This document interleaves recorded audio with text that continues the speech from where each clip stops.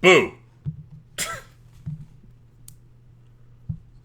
I think it was a lot louder than I wanted it to be. Hi, kids. There's already a lot of you here, so I'm just going to start right away.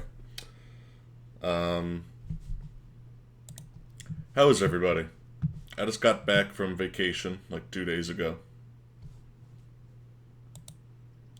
Finally back to stream.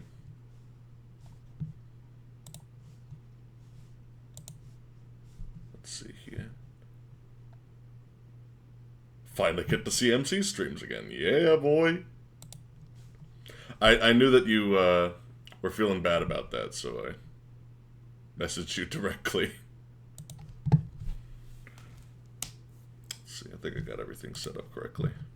Let me know if it's a little bit too loud or anything, because it might be.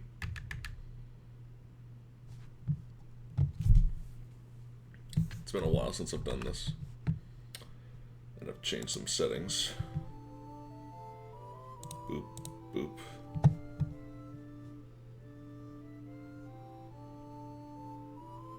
But yeah. I'm excited. I do remember where I was. I was playing through Garnet's part of the story.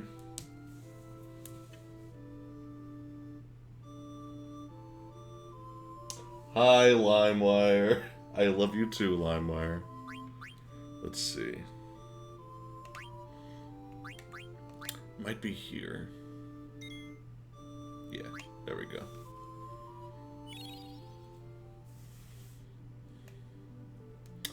Cool. So last time we left off, Slash here, aka Garnet, just finally permanently killed the third Black Waltz, who was run over by a train. Now we're gonna do some side stuff before we move on, and I just want to check on the village. Oops. But yeah, I had a really fun vacation. I have some funny stories. The one that stands out to me the most is when we were trying to get there. I went on this really short vacation to Myrtle Beach, which is kind of a resort town that's really close to where I live. It's in South Carolina. I live in North Carolina right now. And long story short, me and my mom were on the road, and my mom was saying, hey, I think that this GPS is giving me the wrong directions, look it up on your phone. And I'm like, okay, so I type our hotel into Google on my phone. And whenever you start typing stuff into Google, it gives you auto-suggestions to complete whatever it thinks you're going to type. So I type the name of the hotel, which is Camelot by the Sea, Myrtle Beach. And when I did that, it kept saying, it suggested that what I wanted to finish typing was Camelot by the Sea, Myrtle Beach, death.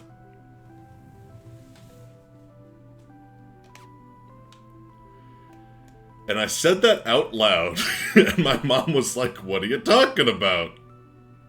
Why are you saying death? It's not what we want. Why are you typing that? And I'm like, I'm not typing it, but Google seems to think that's what I want. It seems to think that death is associated with this hotel.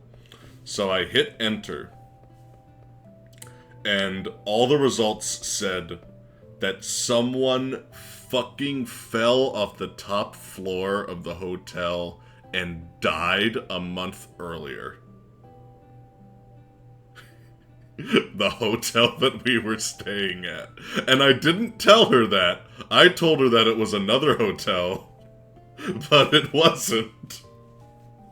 I told her after the fact, because I knew that she would be flipping out, but... So, right off the bat, like, our vacation was just like, oh, we're going to where someone fucking died. And the best part was, we also stayed on the top floor of that hotel.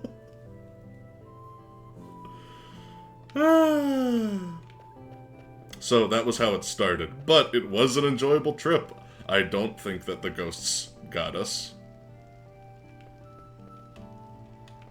But yeah, so that was how it all started, and I don't know. I was laughing it off, but when I told my mom, she was like flipping out and just saying like, I want to get out of here. Because I told her like towards the end of the trip. It was like a 2-day trip. But I just thought that was really fucking funny. Jumped or fell. That's the ambiguous part. We don't know. And I didn't really want to investigate that much, to be honest with you. I just knew that it was that.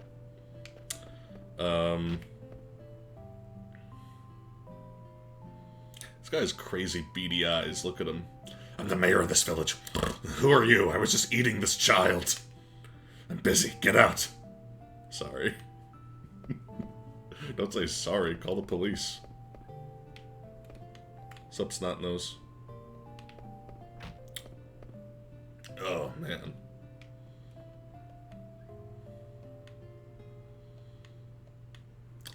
So, there's actually some things that I believe you can only really get from this girl, and you have like a limited amount of time to get it. It's like all the shittiest weapons in the game. Like, you wouldn't think that it would be that big of a deal, but these are all used for crafting, so I'm gonna get a few.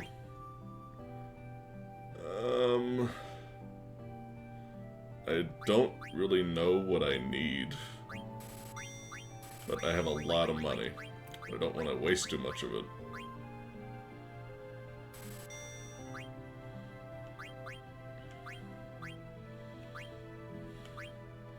Feather hats are like really hard to come by later on.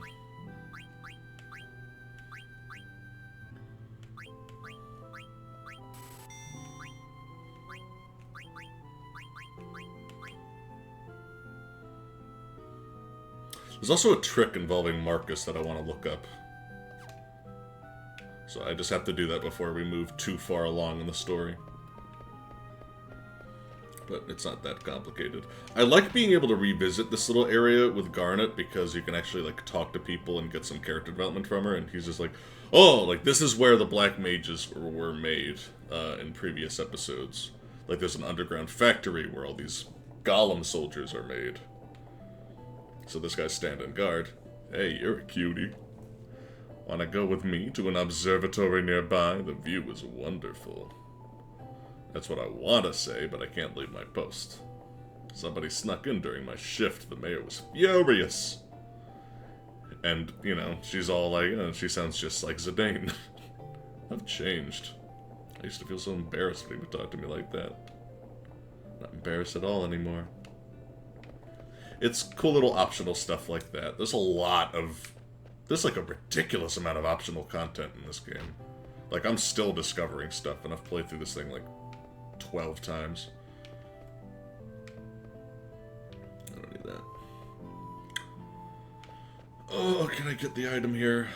Yes. Grandma's finally not blocking this treasure chest. So I can get one of the only like 2 elixirs in this game.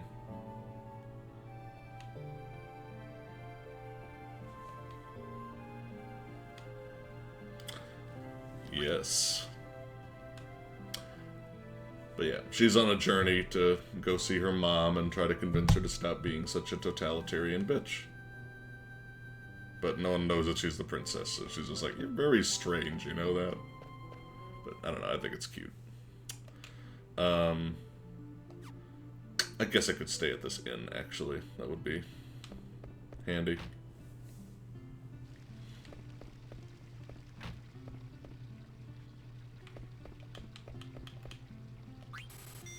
See.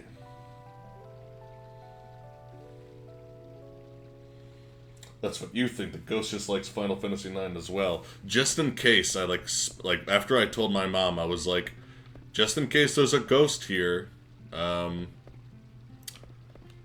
you know, I ain't got no problem with you. I understand that we're all sad sometimes, or slip off of tall buildings sometimes.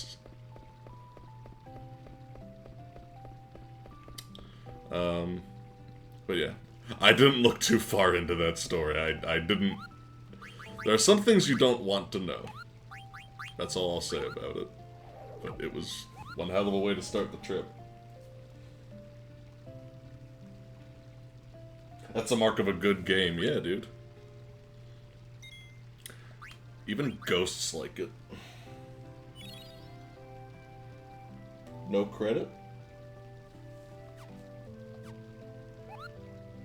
What do you mean, no credit? Oh, man. Time to get the heck out of here. You know, there's an interesting little design quirk that I want to show off that made me realize something really weird about this game. And it's still present in the Steam version, even though it doesn't need to be.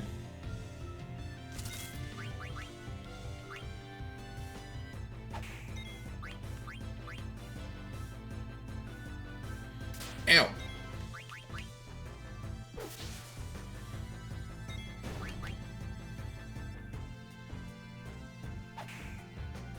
Marcus exists just so that you can keep stealing things even though you don't have Zidane.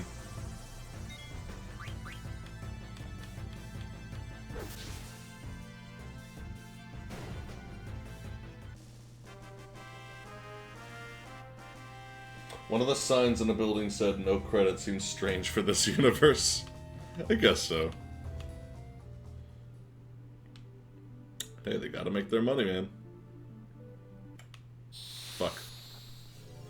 Oh! Yeah! Oh, I get to show you guys this. Yeah, look! Okay, this is like the best fucking thing in this game. There are friendly enemies. Give me some more. So... oh my god, I love this. So, you give him an item. And he's like, hey, thanks. Thanks! It's like a Pokemon. It's fucking cute. I want that guy to join my party. And then he just, like, lets you learn abilities faster. Gives you a card. And it's like part of a weird side quest, basically. And I only recently learned, like, what the full consequences of doing that are. Nice driving, buddy. Jesus. Did you see that? Crash into the side of a mountain. The updated character models are so cool. Don't go inside the cavern! The ice is melting inside. It might come crashing down. In other words, we wanted to save disk space on disk 2, so we didn't have the ice cavern fully explorable in any disk except for the first one. I always thought that that was like an interesting little tidbit. Like, you can't get past this guy. And the ice cavern, like, never comes back. Like, once you're done with that cavern, like, you can't go back. What's funny about this is there's no real reason for it to be like this in the Steam version because it doesn't have a disk system anymore. Like, right now, what we have right here, like, this part of the game, this is the beginning of the second disc. So, yeah. I don't know, I just thought that was an interesting little excuse to get around the system. Let's see.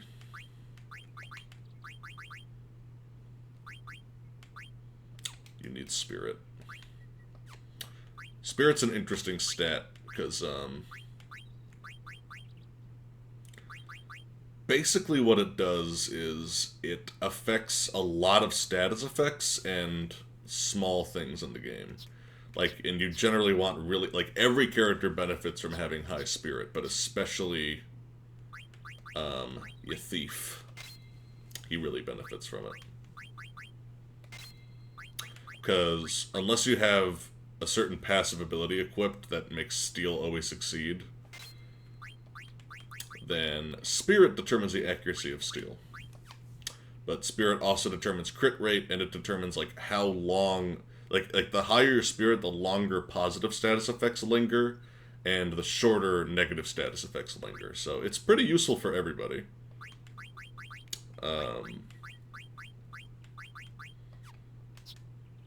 Let's see.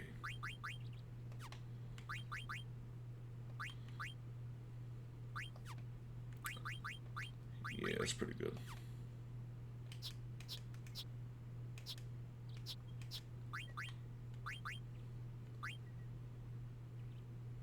Guess I should do that.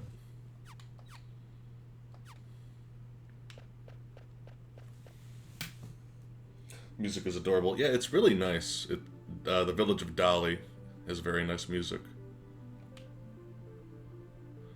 I'm also really partial to this tune. It's really nostalgic for me.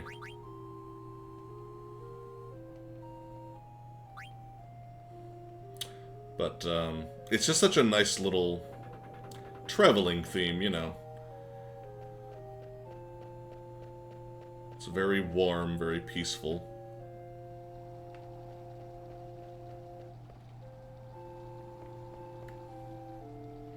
No amount of hardship can tear our two countries apart. Foreshadowing. How are my items doing? I'm really good, actually.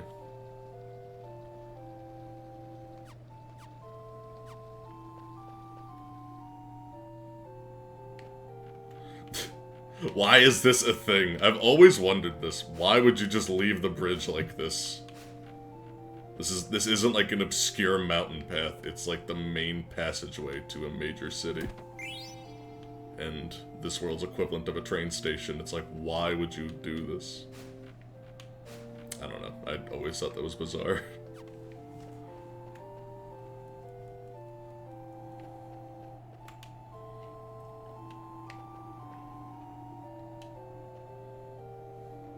Show me a gate pass. Yep, this is it. I always give everybody from Lindblum some variation of a New York accent. Make most people from Alexandria some kind of British accent, be it posh or Cockney or whatever. The other ones are more flexible. Because I've noticed that this is kind of cool, like it's always nighttime in this little area because of Trenna. And another friendly enemy. I'm actually making good time on the side quest. This is a little bit of an inconvenient side quest because it's very random how often you encounter these guys. But this is the friendly ghost. He's one of the cuter ones. I could really go for some ore. He's so polite. I was so confused when I was a kid and I saw this.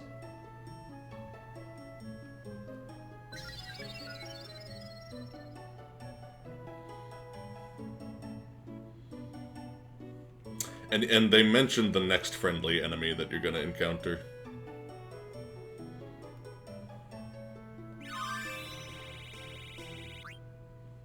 Should be able to equip some new stuff now.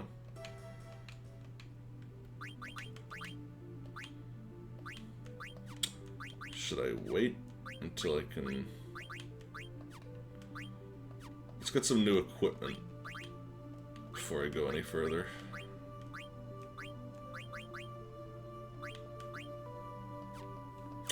I could have sworn that I was supposed to get another kind of weapon, but whatever. Anyway, Trenno is one of my favorite locations in any game ever. It has very nice ragtime kind of music. I actually made a remix of this when I was like really young, like in high school, I think.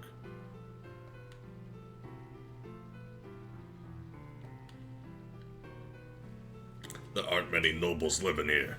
The nights are long. It's a great place for thieves. Trust me, I know. I love this comment from Steiner. People like you turned the city into a slum. You know, poor, desperate people who grew up in a slum.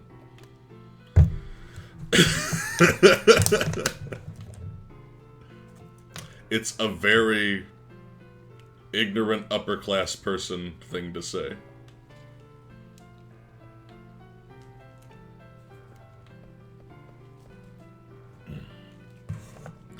Slash is like, fuck this, I'm continuing the plot without you guys. Uh-oh.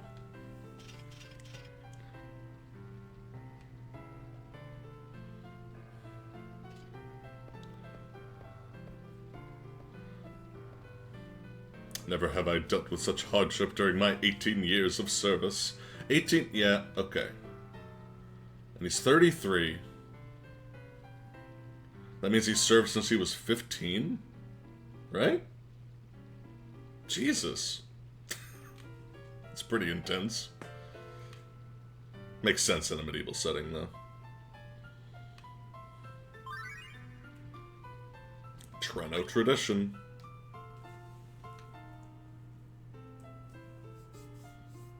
Come back here!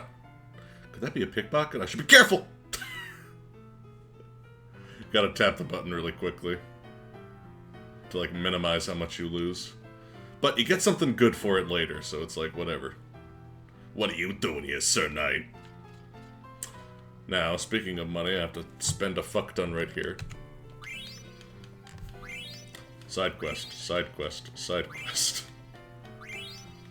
I know it's a specific amount, but it'll tell me when I've done enough. If you throw enough coins in here, you get a certain coin back. There we go.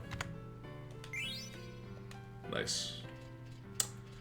This is important for getting a very, very, very good early game sword for Steiner and Marcus. Which is really rare, now that I think of it. I'll protect you. No, you fucking won't. That girl's dead. You're dead. Please don't interrupt our date. I like how he's a hamster. He's just a hamster. No explanation, just hamster. Pursuit. I love this character. That was too easy. Take it! Jesus!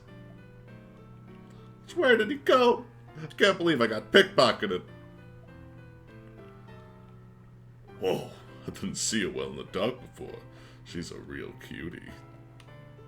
Good girls shouldn't be walking around alone at night. I don't like the way you said that. Get out of here with your... His 4 arms, he can grope in stereo. Is that... What the fuck did... What did I just say? Strike that from the record. I didn't just say something that awful. Besides, it would be more groping and surround sound. It's locked. Look at... This is just such a great environment. I love Treno. It's so cool looking. I love when, like, games base an area around a certain time of day. It's a very nice little touch that gives a lot of atmosphere here. Confusion and ambition.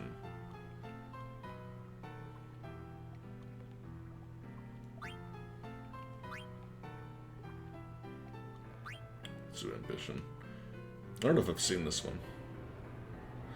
Listen carefully, Mario. This city used to be called the City of Nobles. It's a lie! The nobles have pushed us around, right, sis? Wait, this is what Max did. I can't fucking steal his joke.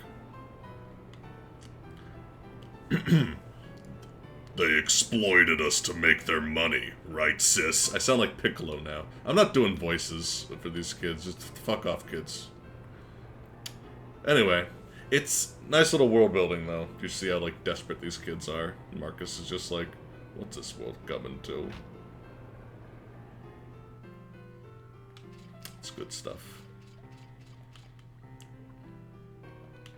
But it's great because, like, because of cocky assholes like that, by the way. I have nothing to say to the likes of you. He even says that to Garnet, by the way, a fucking princess. Not that he would know, I guess, but still.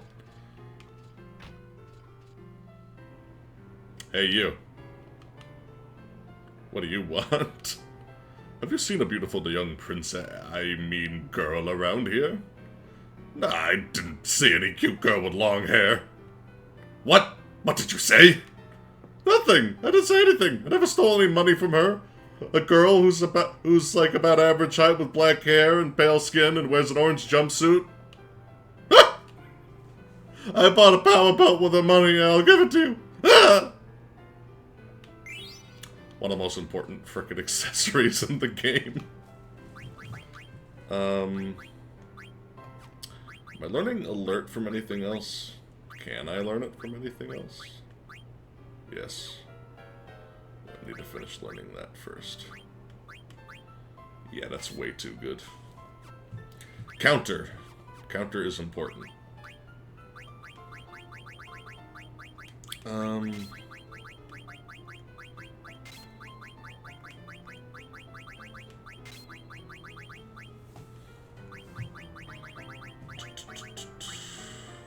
Yeah, that's good. For now. Reflect ring. I can't believe I can get a reflect ring this early. It teaches auto-reflect, and I don't think I need to explain why that's overpowered. Let me catch up on chat. Watch him solve world violence with gifts of ore. Hell yeah. Multiple discs is a hell of a design restriction. Yeah, it is.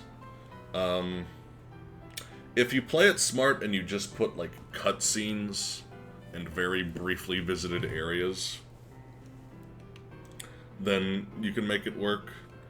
But it's a very rare thing nowadays, because you just don't really need it.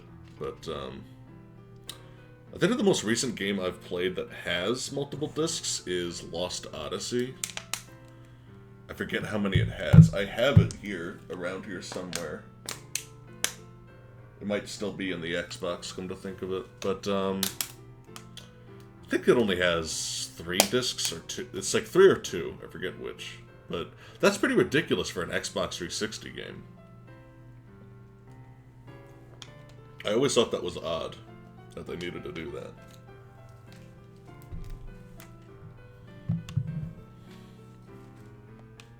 Because it didn't feel that complicated. I guess it was pretty high poly, though. Already made these.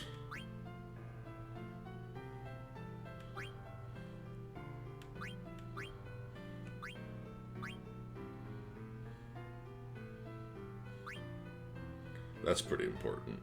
Rubber helm. Lightning staff. That's a pretty good one. As long as you have one of everything, then you're pretty good.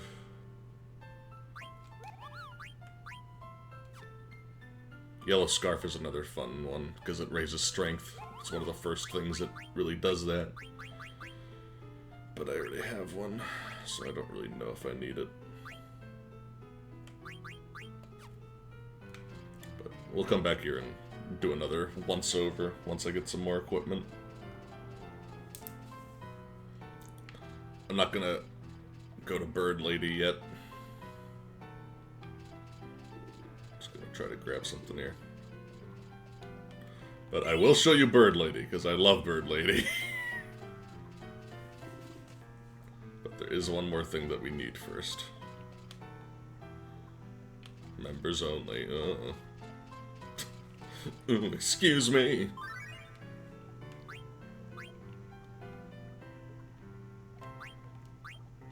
Confusion. Let's see. Early game sword, about 12 hours in. That's a JRPG! Yeah. This is early game. Make no mistake. We're like maybe a quarter of the way in. I feel like even that is being generous.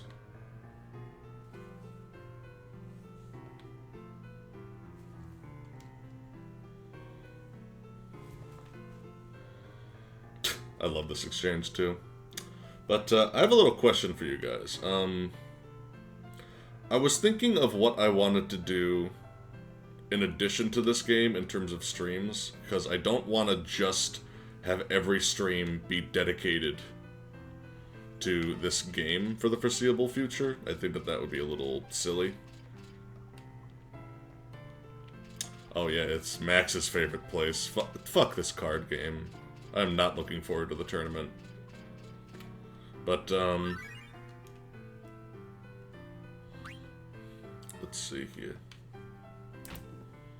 I was thinking of, like, what I wanted to do in addition to this game, and I was thinking about streaming one of the old-ish Pokemon games, as in Gen 3 or Gen 4, maybe Gen 5, with the reason being I can emulate those. But, I don't know.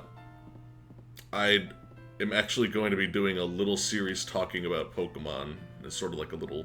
That's like what my initial little vlog series is going to be, and I'm looking forward to doing that. But they found the super soft. Yeah, it's just that you got 2 liabilities coming along. Yeah, tell me about it. Well, 1 liability. This thing. This thing. Look at this thing.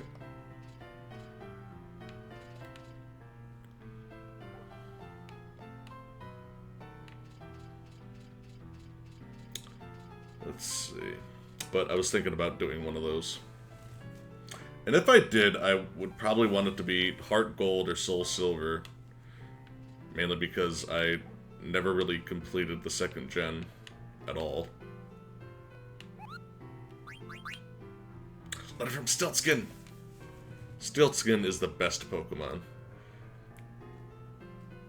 There's trouble in this rainy city. The guys I saw there were heading towards Vierb Desert, west of Bermesia. They'll only find sandstorms. What could they possibly want? I'm gonna follow them and see. I'm gonna follow them into a sandstorm.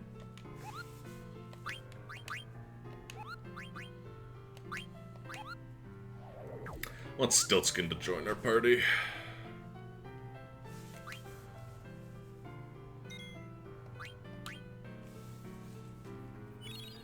You should do a poll. Yeah, that doesn't sound bad. Oh, Christ. Don't even talk about Gen 5's story. The less said about that, the better. Gen 5 has some of my favorite Pokemon, though. And mechanically, Gen 5 is one of my favorites, because it's really refined. I don't want to fight that thing yet. Mithril Sword. Air Racket. Gotta buy one of these. Buy one of these. Gotta buy one of these. I didn't need to buy one of those, but whatever. Fork. Needle fork. I have that. I don't need that. This is pretty good, though.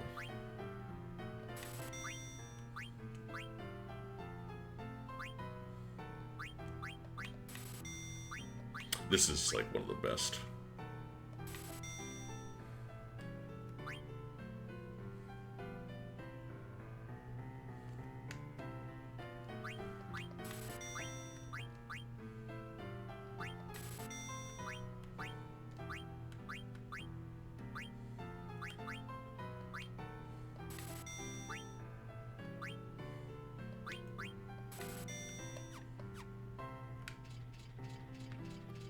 Might need to sell some things. Because I do not have enough stuff. I know, Cardinal Sin, selling ethers. But you're gonna see why.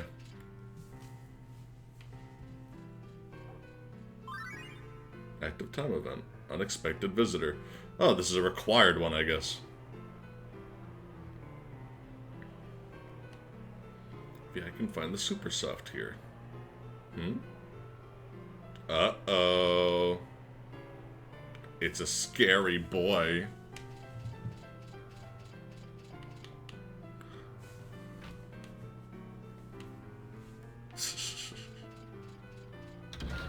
It's not junk.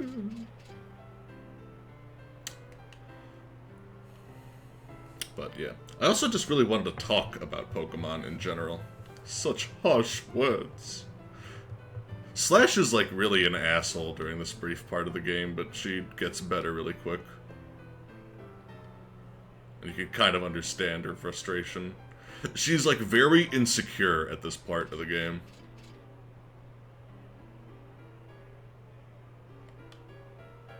And feels the need to take that out on other people.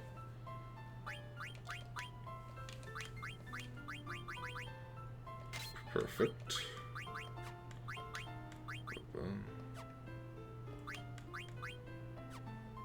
Jelly is important. I can't really get rid of that yet. Insomniac, I'm already learning. Auto Potion is good. Ability up. That's right. That's incredibly important. Learn abilities faster.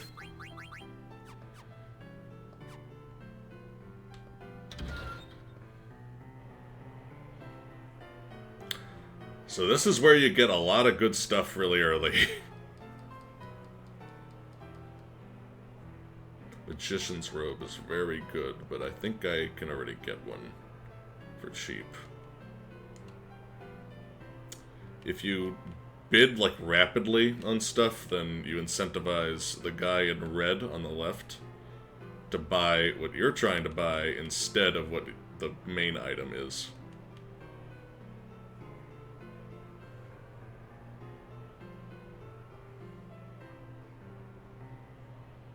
But you want to play it careful. Aw, come on. This guy's the threat. It doesn't matter if someone else buys it. But this guy will compete with me for the reflect ring. Which is why I'm really here.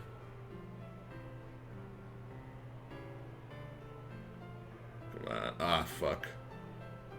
Nice. I hate this. I hate this. Because I do not have a lot of money. I really don't. Normally when I get to this point in the game I have a lot more. But I can get a lot more pretty quickly. Nice. Yes, he wasted his money. Good.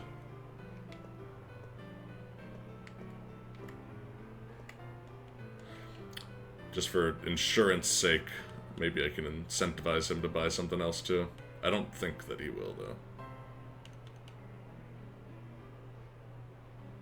Don't make me actually pay for this. Okay, good. Yeah, I don't think that it'll get anything else. Heart Gold is pretty cool, though. Yes, Heart Gold, it has a lot of content, because Kanto is actually fleshed out. You know, you can go from Johto and then go back to the first region, Kanto, for those who don't know. And unlike the original version of the game, it's, like, actually really well fleshed out. There's a lot of stuff to do. It gets pretty difficult. There's, you know, just as many NPCs to talk to. It's not as empty as the first one was. There's a side quest for some legendaries. It's good shit. And I am looking forward to it, and I did play it a little bit. I even, like, modified the game a bit. But, we'll just skip this.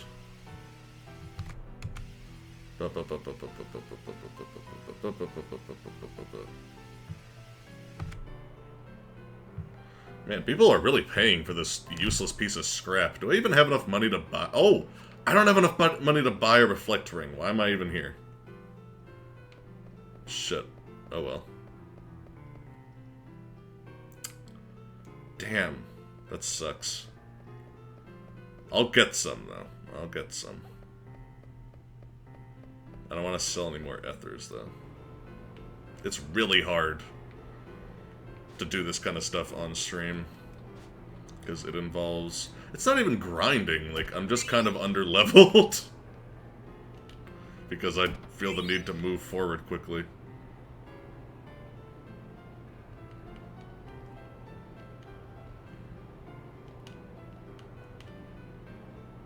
Let's see.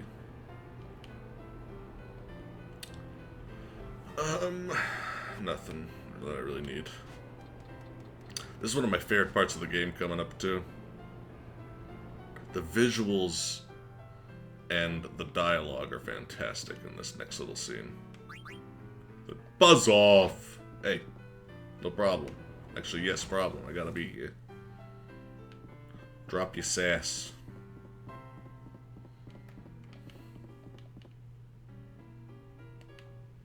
You can't even really make out what that wanted poster is a picture of.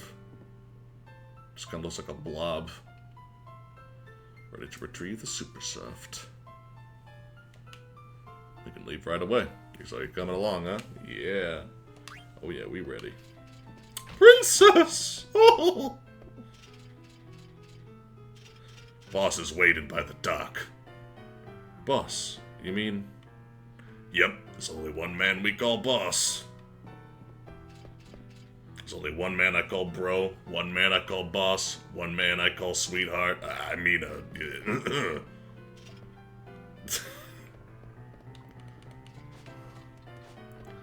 I love this little segment with Steiner following you. I love the level design of this area, too. It's so cool. Princess.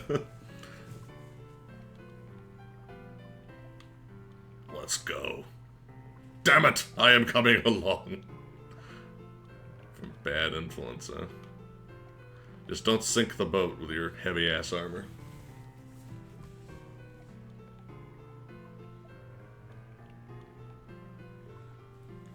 Well, among the chat, which generation of Pokemon do you guys want me to tackle? It could be any of them except the first two.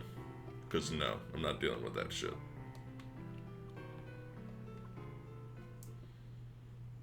But I'm pretty partial to 3 and 4. Not 3 and 4. I've never done 4. But, 3 and 5. But I might... Heart Gold seems like a really good way to experience Gen 4. Oh, I love this scene. Better if I didn't have to see those vermin and the ugly elephant lady. They offend my senses. You must be tired. It's not over yet. The rest of the vermin must be done away with. Will you be heading to Cleyra, then? Yes. I trust you will deliver them? Certainly. I shall prepare now. By the way, did you see a pretty lady in the crowd today? A pretty lady? Shall I arrange a meeting? There's no need. The canary I've been after, she flew into my cage of her own free will.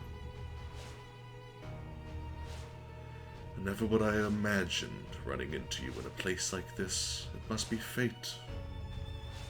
But you cannot rest your wings yet. Fly home to your mother, my little canary. I, too, will welcome you home with open arms. Ooh. And then it's followed by one of the prettiest scenes in the game.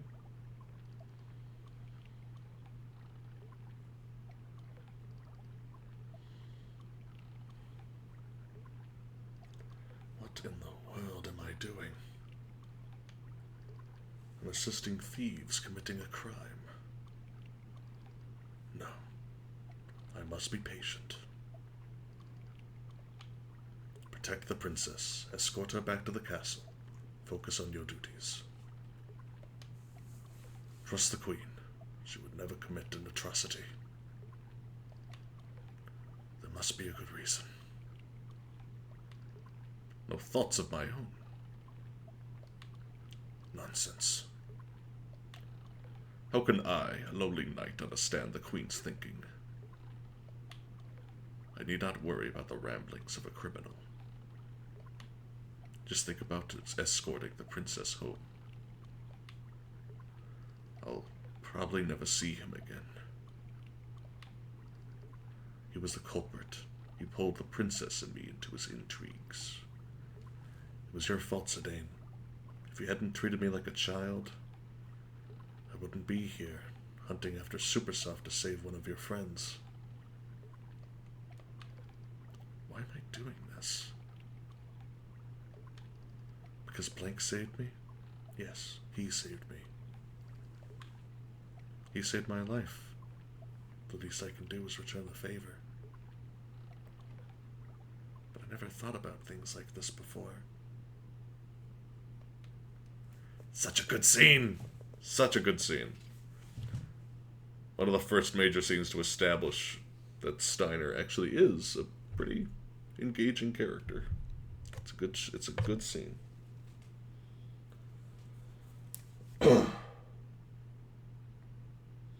Diamond and Pearl. I never played Diamond and Pearl at all. I'm completely ignorant to that one.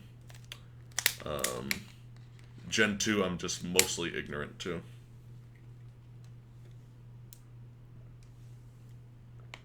Fire Red is the one that I'm most intimately familiar with. And I might not even, like, do a full playthrough of it. I might just do bits and pieces, by the way. Just find it. Hey, fuck you, Marcus. Huh? Uh-oh. Oh, boy. I love him! It's Nose Hairs McGee. Oh, I can't believe I ran out of ink on a night like this. I must find more ink and go back to the observatory. Should I take care of him? Should I gut him in the shop and just leave the body here? Wait. Princess, no! Ah! Huh? You're... I missed you, Dr. Todd. But, Princess... Princess Garnet. Dr. Todd? You know him? Dr. Todd is the highly respected scholar who tutored the princess. Ah, Master Steiner, you must be quiet or you'll wake the shopkeeper. But, Princess, what on earth are you doing here? It's a long story. We're looking for Supersoft right now. There is a proper reason for this. We are not here to steal or commit any form of crime. Somebody down there? Ah! Run along. I will give you Supersoft later. Go left from the Treno entrance and continue until you find a large tower. The tower is my home. It is locked, but I shall unlock the door and await your arrival. Alright, let's go back. Thank you, Dr. Todd. I'll see you later. Oh, it's you, Dr. Todd. I was just looking for a spare pair of unstylish overalls. Ah, great timing. I ran out of ink. You should have called me. I'll get yelled at if our inventory's wrong. Princess. So this Tootsie's gonna give us the Supersoft. It's Todd. Choo! Whatever. I can't believe Tadless is at the mercy of some old man. You are an old man. I guess we gotta keep babysitting the princess. You're mainly babysitting Steiner. Still. She's right there just listening to this. Like, come on. That's the deal, princess. I'm asking you to take Marcus to the toot. Get some. I'm sure Ted needs some time to prepare. It's Todd.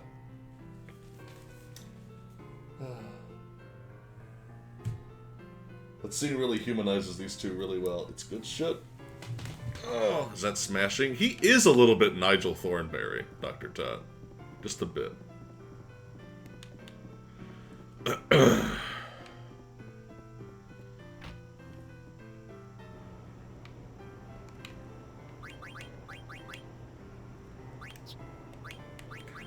you that.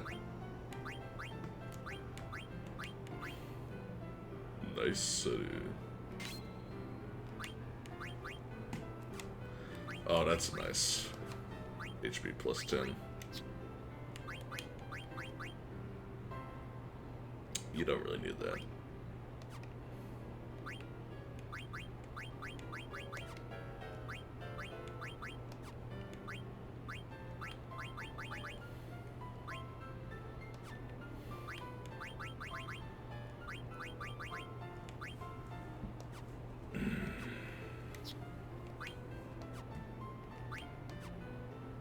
Okay, we're good.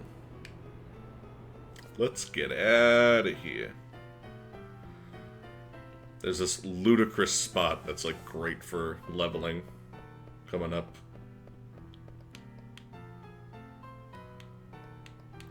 Oh man.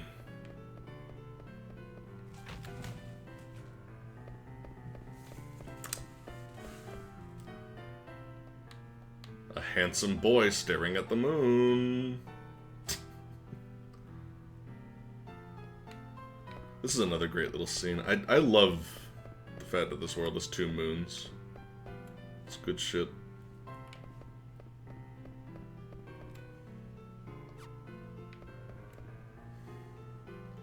Princess! Thank you for coming. Welcome to my humble abode. This is your home? I traveled quite far in search of a sponsor for my research after I departed Alexandria. I finally found one, here in Treno. You have grown into a fine young woman. I am pleased to see you again. Dr. Todd, you look quite well. Ah, Master Steiner, are you escorting the princess? Yes, sir. I deeply regret my earlier actions. Still a straight arrow, aren't you? I'm sure you had your reasons, but I won't ask why. The Super Soft is in the box right there. Please, take it. Don't mind if I do. Hey. Have you no manners, then, Doctor? It's quite all right, Master Steiner.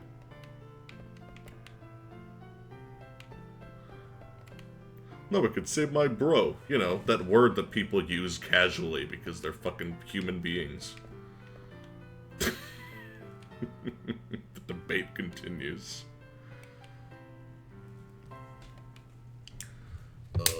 Here's some more foreshadowing and backstory and world building. But I'm just gonna let the text play out because my throat is literally getting sore. This might be a slightly shorter stream just because my voice is bothering me a little bit. I think it's because I do all these silly voices. But yeah, I do like Todd. I enjoy him whenever he's on screen. But he's talking about this strange jewel that seems to have a connection to the family jewels of the various royal kingdoms. Little Garnet, it's Babbo Garnet! Ah, oh, she's cute.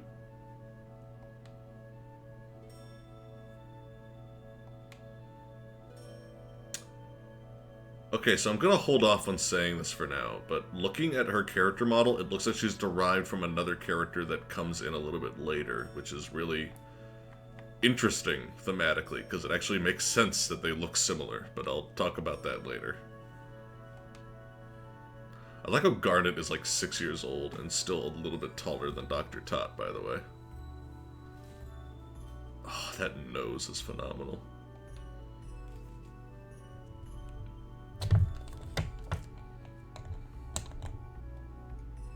I'm not even sure if he's human, to be honest. He could be like a bird guy.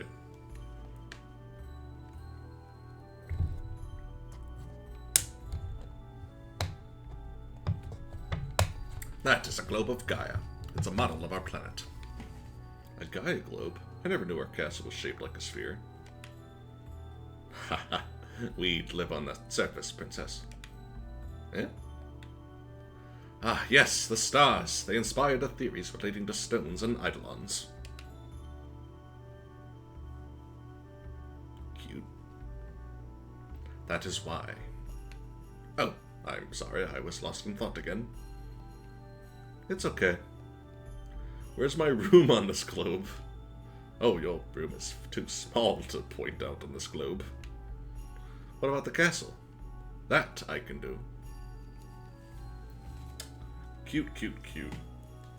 I also love this, like the map inside the planet. Oh, it's so cool. And it's an observatory too. It's just... This game has the best environments of the series, in my opinion, still to this day. I care a lot more about creativity than poly count, personally.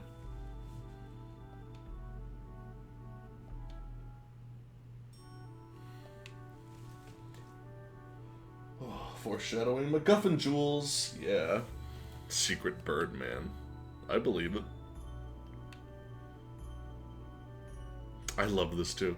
Princess, I don't mean to meddle in your affairs, but I am on your side, now and forever.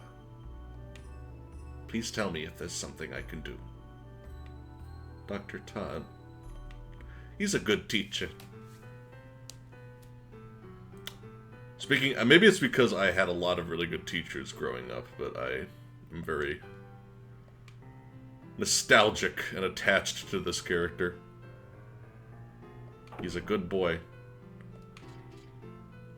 Follow me to this terrifying underground facility.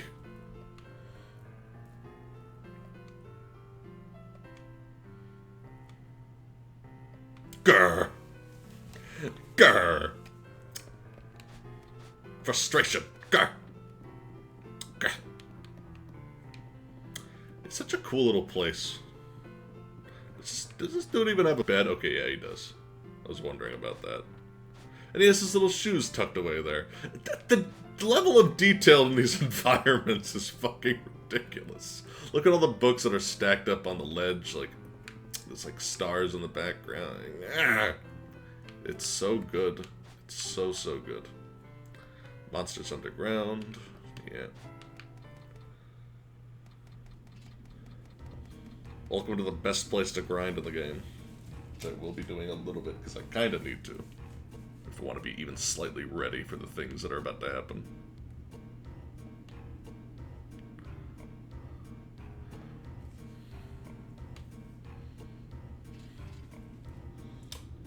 If Gen 3 Emerald, if Gen 4 Heart Gold. That's what I'm leaning towards. I want a Arcanine really badly, because I've never raised one. I've always wanted an Arcanine, and I've always wanted a Growlithe to appear, like, on Route 1. So I could treat it as if it was my starter. Because they're very cool.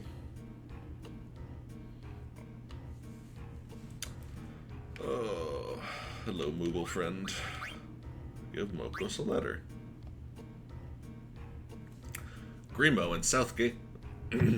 Grimo and Southgate's Bowden Station sent me a letter saying that he feels sad when he sees Mary in love. But I think he feels that way because Grimo himself is in love, Kupo. Am I right? Fucking drama. Drama! Let's see. So, there's these monstrosities in here. They're great monsters. They look really cool. And they give you a lot of experience, and much more importantly, a lot of gil. Which is the main thing I care about. But I'm gonna encounter one normally, and then I'm going to start grinding them extremely quickly.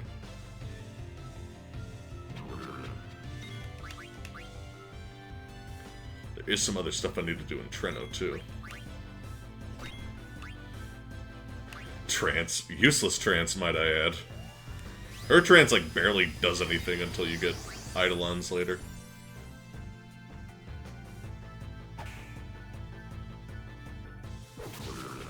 Oh, I love these things. They're so creepy.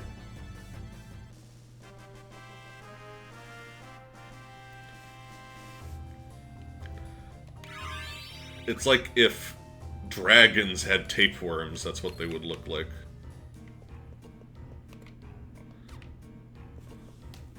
But yeah, here we go. Get ready for fun. Nuzlocke would be fun, but might take too long with all the grinding. Yeah, that's one of the main reasons why I hesitate to do one of those.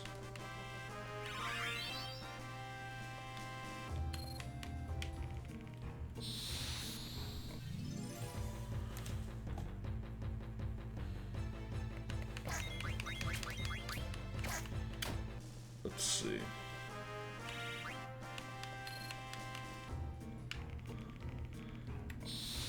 I'm also considering killing off Marcus so that he doesn't take EXP, but apparently that shoots you in the foot later if you do that. He does so much fucking damage, did you see that? That was 1,007, like, that was 1,700.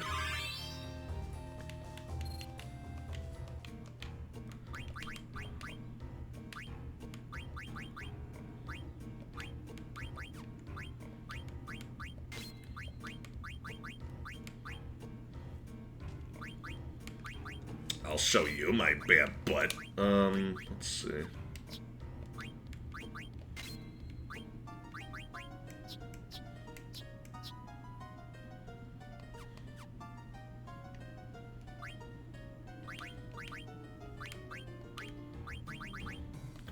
What else can she learn at this stage? That's pretty good.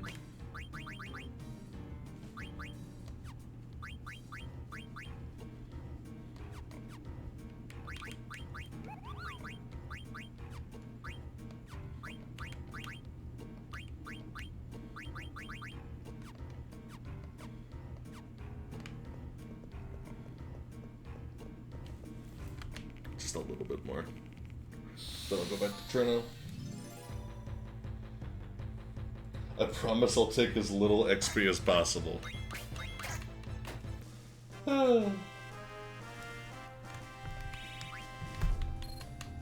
What? It sounds like it's from something. That sounds familiar to me. So get this, there's a shady hooded character. He follows you around for a bit and makes a few appearances. Eventually you have a boss fight, he rips off his cloak, and boom! Surprise secret Birdman boss battle. That's what I want. That's what I want to happen with Dr. Todd.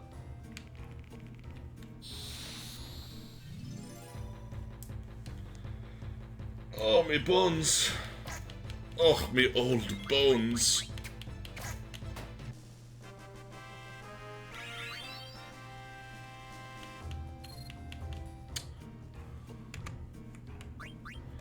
Let's see.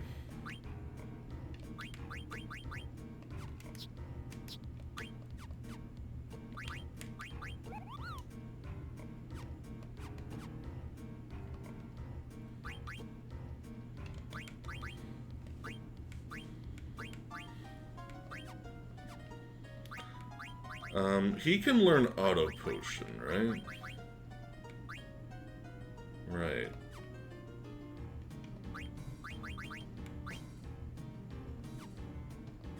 Oh, I know what I need to do. Okay. So I'm just thinking about side quests that I still need to do while I'm here.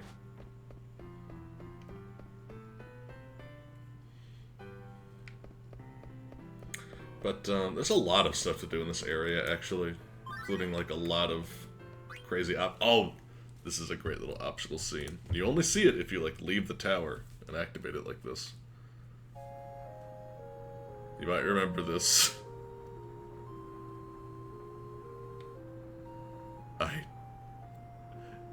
I missed it again. How many times have I missed it? It's morning now. But it isn't my fault. It's a Southgate bundt cake. It's so delicious.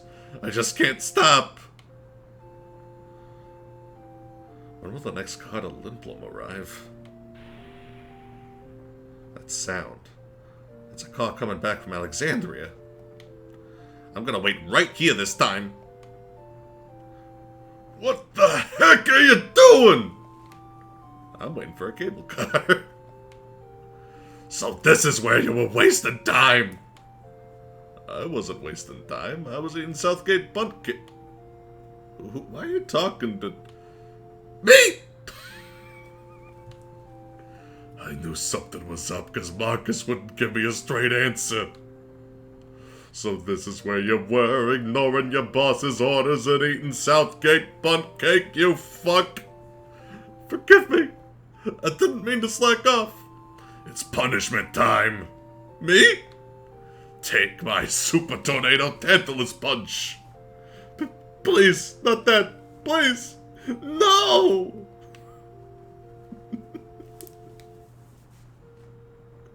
Me?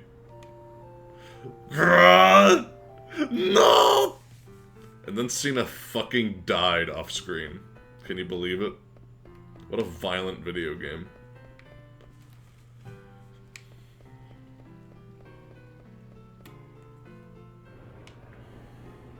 I love that scene, though. Use whichever bed you like. There's a lot of weird beds in this inn, which I didn't even know was an inn. You see there's like a weird canoe bed up there attached to rope. Like, I can't really point at it because I don't think that my cursor shows up. But it's behind the ladder. Maybe it shows up, it's like right here. And there's the rope ladder that leads up to that. There might be something higher than that. Then there's the bunk bed. Then there's this weird bed right here. I don't know. It's cute. Also, there's like a little bunny doll. Why is there a little bunny doll here? Look at this little blue bunny.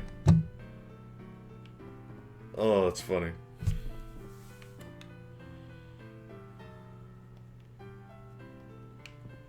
I want to be a famous criminal like him. In general, if you're a criminal, you don't want to be famous. Huh. You need the noble's permission to use the channel in Treno. Because nobles live near the water, you can obtain a permit on the black market. Jeez.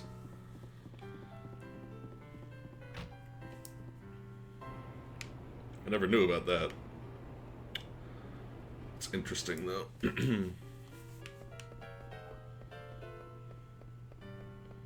Side stuff. There is a lot of it.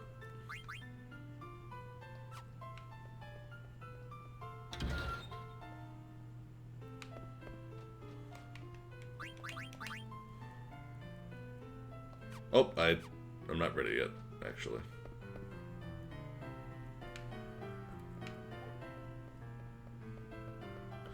Let's see. Yeah, let's do this first. I know what I want to do first. Oh, man. Take some good shit with a fast forward in this. Yeah, it's so useful. Yeah, it makes the port on par with, like, emulating. That's what makes it so good. You can't save anytime, but the game actually does autosave, so it's almost as good as an emulation. And I think that it's good that they kind of acknowledge the fact that you need stuff like that. Also, you can tap a button and turn off encounters, which I am saying now because I just realized I probably should have done it.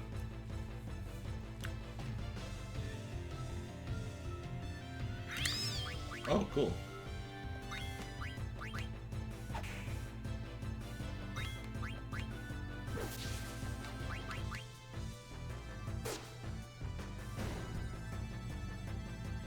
These guys are cool. They have an ability that's like minus strike, where it does exact damage based off how much damage they've taken.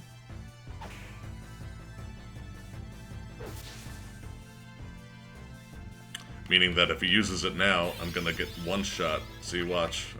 Someone's gonna die. Unless it's Steiner. Yeah, see, Marcus is fucking dead. But, I don't know. I like how this game actually throws tactics like that at you. Like, you gotta kill these guys in one go, or else shit like that happens.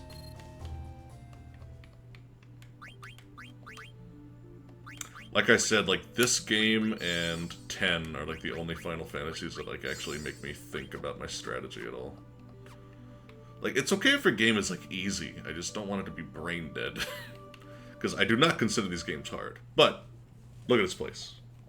Completely optional. Quan's Dwelling. So you might remember that Vivi has a grandfather named Quan. What's funny is that there's a bit of dramatic irony here, because Slash and company don't know that. Only Zidane and Vivi and company do. But you can come here at various points and get some backstory on Vivi.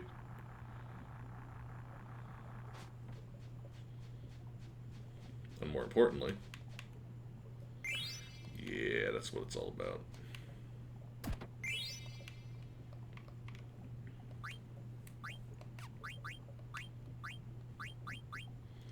Aries, Cancer, Scorpio, and Gemini. If you collect those coins, then you get some pretty cool shit. Only one of which is, like, really, really good.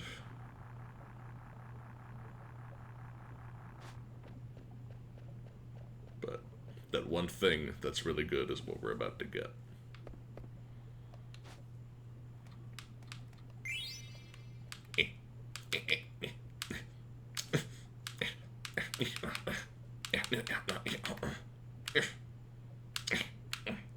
Okay, enough of that. Little hatched egg here. Go over here. There's writing on the wall. Someone measured height here. Let's see. 6 months since I adopted Vivi. Still too small to eat? Eh?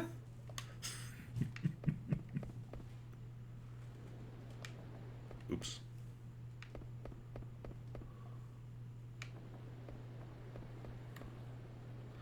Clock has stopped. Must have stopped recently. Oh, it stopped the week before I left Alexandria. How do you know that? Does it show date? How would you know that? I love the little... You know how, like, all the Quen are, like, obsessed with food, and he has, like, a little windmobile with a fork and, like, you know, spoons and forks? Pretty cute. I love this. Like, look at all this detail. There's a ladder there that I just noticed, too. So you can, like, get down, but you can't. But, pretty cool. A lot of detail. What does that sign say? Or does it say anything? That looks like an E, and then the B just like got vomit on it or something. Also, there's like a kettle and a mug. Oh, God. The detail, man. So much detail. It's good stuff. But yeah.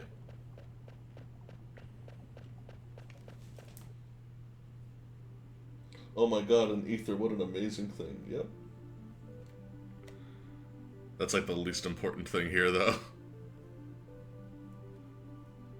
It's mainly about that coin. I think you can miss coins, actually. Back attack, yep, great. Cool, dude, cool. Great.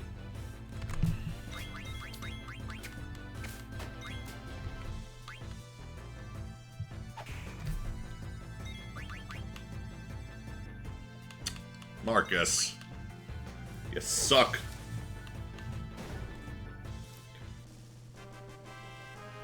Now here's where we get the cool shit. Get back to Trena. And let me show all the kids how cool I am, or not. Oh.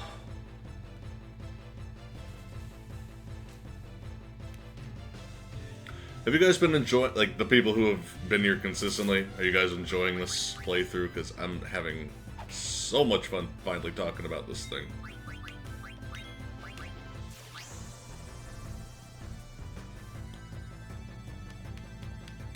That's another thing, like, there's a lot more enemies that use a variety of different, like, stats effects and stuff.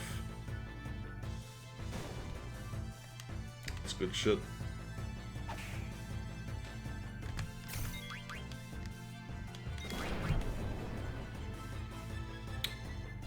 I think I mentioned this, but I'm actually, like, on what would be Disc 3 in my own playthrough that I'm playing alongside this playthrough. That's how much I don't get tired of this game. It's good stuff.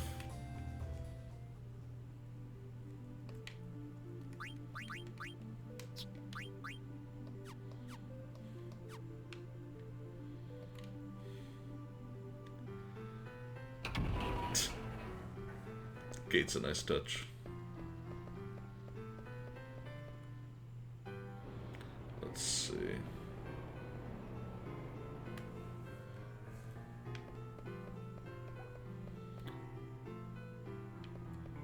Now, what do I want to do?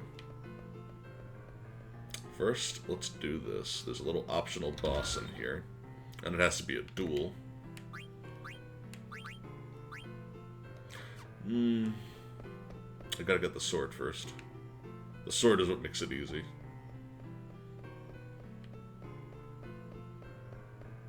Oh, I just realized. Hold on. Look at those cute little cats. That's adorable. I love this game.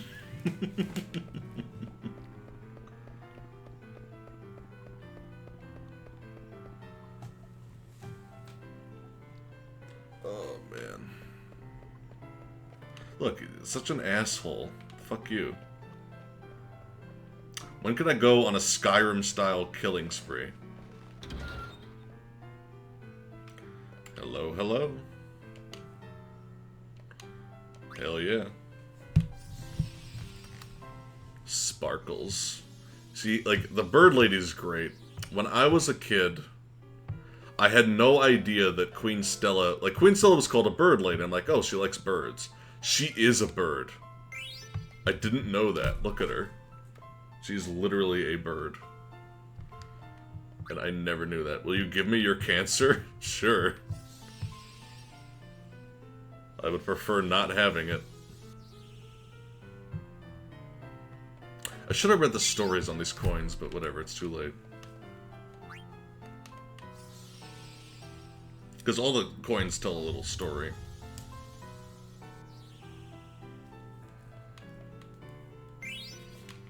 So for the most part, it just gives you, like, just some somewhat useless rewards of like a little bit of gil and items.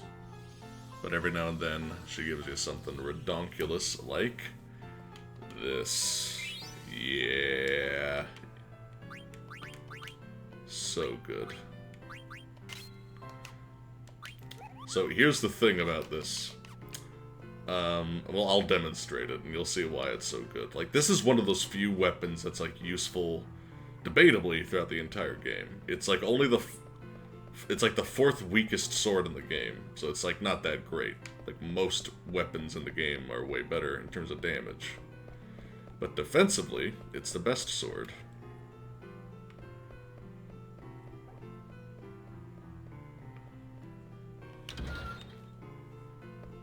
It's also really overpowered for this part in the game.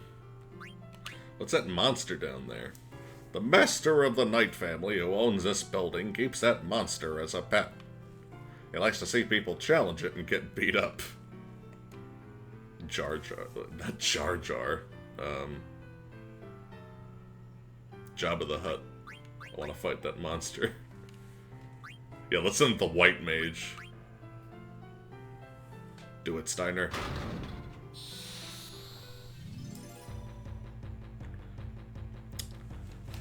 Oh, this is gonna be good. So normally this would be really hard, but because I got this badass thing. Because this like monster is like a higher level than I am. I'm not supposed to be fighting something like this yet. Oh, it has an eye. The blood sword has an eyeball. Ugh. Ugh. Yeah, you heal yourself for the damage that you deal. It's pretty good.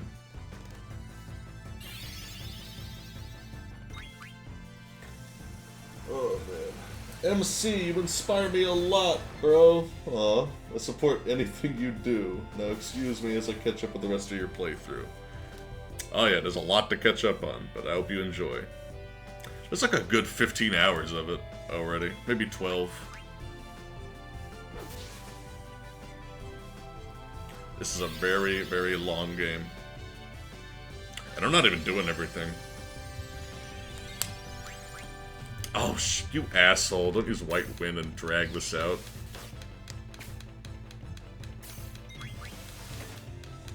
There we go.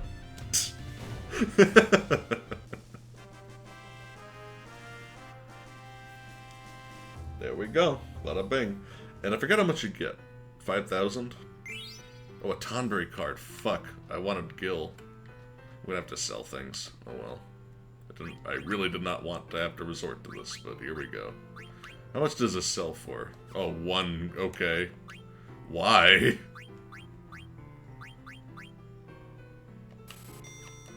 I might have to sell more. We'll see. Because normally I would have way more money than I do. I basically don't have any money. Because of this shit. Mini Sid, don't need it. Don't need it. Don't need it. I'll recommend it to this asshole.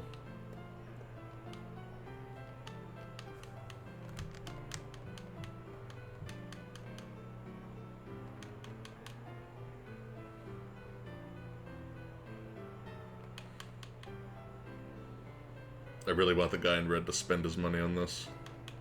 But I don't want to spend... I don't want to, like, trick myself into actually buying this. That's, like, what's so deadly about this minigame. Okay, good. He's gonna waste his money. Nice. That's the real trick. You got, like... You can save some money if you recommend things to the guy in red. But yeah, it's like a dangerous game. Because you don't want to actually end up spending your money on these. These are like key items that like you can collect for the sake of being a completionist. But that's like kind of their only point.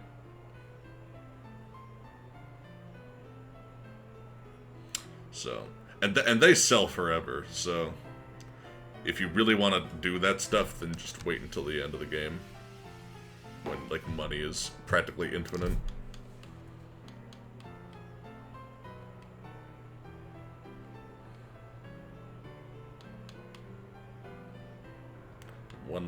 to recommend it. Maybe one more. Don't make me buy it. Okay, good. I'm backing out. The guy in red is really fickle.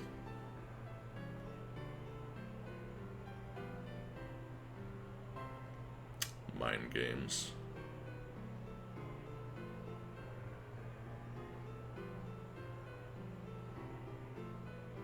Man, they really want this, apparently.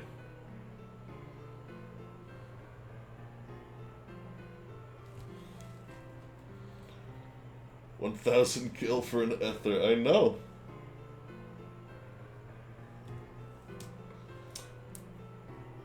It is inspiring the way you talk about the game's design, and then the game itself is really great. Yeah. It's fucking amazing, dude. Look at all this optional shit that, like, I don't need to do, but I just like doing it. Oh, wow, you fucking jump-started that shit. Ugh. Do I... Okay, I will have enough.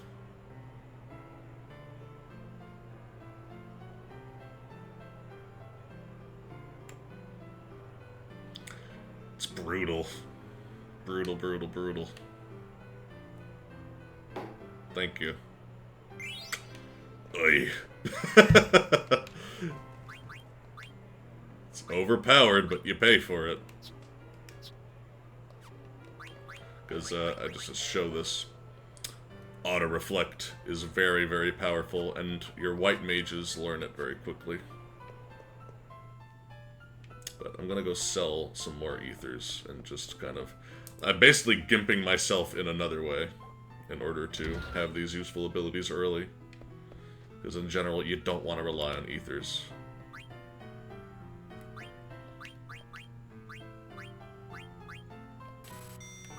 How much are these? I'm trying to think of like what I can get away with selling.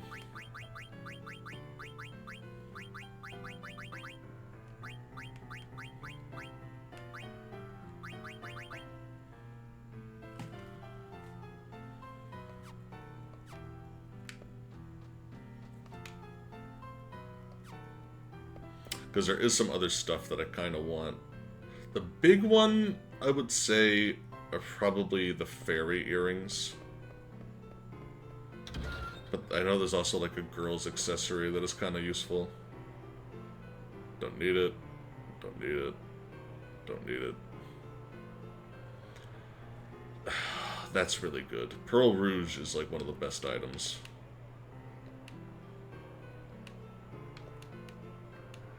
And it takes forever to get unless you get it now. Come on, red boy. Take the bait.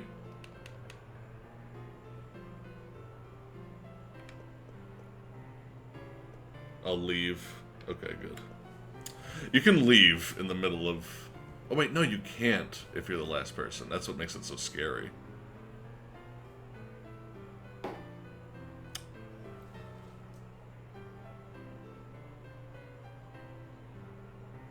Do you naturally get that many ethers? I stole some from monsters.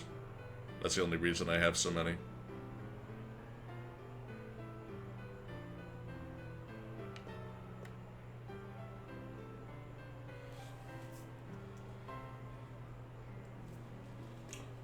Yeah.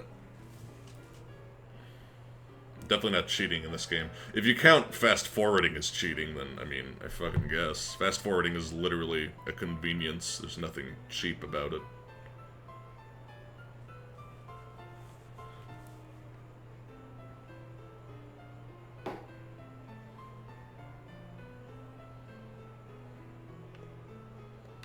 I really want this guy to get this. Because it gives me a little bit of a financial boon. He might get it.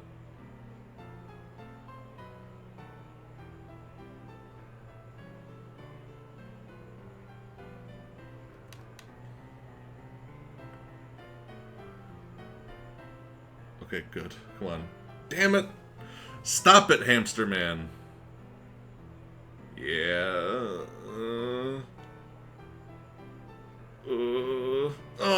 fuck you.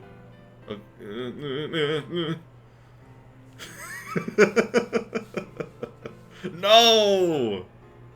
Yes. I'm losing my mind, in case you can't tell. Come on. Don't you fucking dare. I'll kill you. Oh, you're dead. You're dead. I am going to slaughter you in the street like a fucking animal. Yeah, you better think about what you're doing, asshole. Thank you.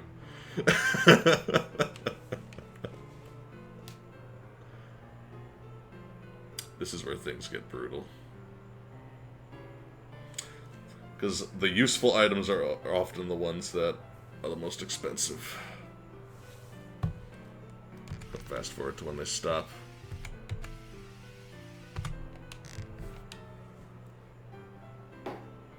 Nice. It's one of the best accessories. In addition to just like giving you crazy spirit, look at all those abilities. Level up. Really important. But we're gonna get ability up first. And I'm trying to think if there's anything else that I really need to do. Because I don't think I can get fairy I don't think I can get fairy earrings yet. The main thing that's useful to get early on in the game is a variety of accessories. Because accessories teach like a bunch of useful abilities early. Yeah. Let me refresh one more time. No. Ooh.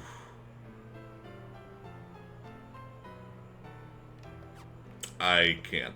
I just can't. I don't think I can justify selling any more than I already have. Because you do need a couple of ethers to realistically get through this game.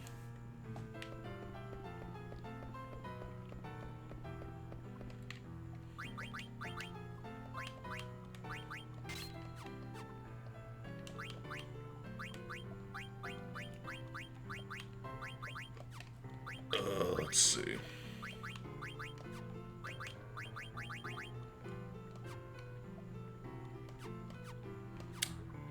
Okay. I'll grind a little bit more, just because this is a very good opportunity to do so. And in order to speed up that process, I'm going to brutally murder Marcus.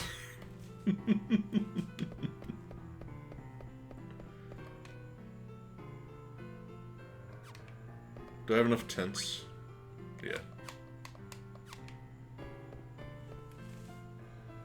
MC, what is your opinion on the Elder Scrolls games? That's an interesting one. I have a big soft spot in my heart for Skyrim. I never really got into the other ones. But I will always love that game. I really, really enjoy that one.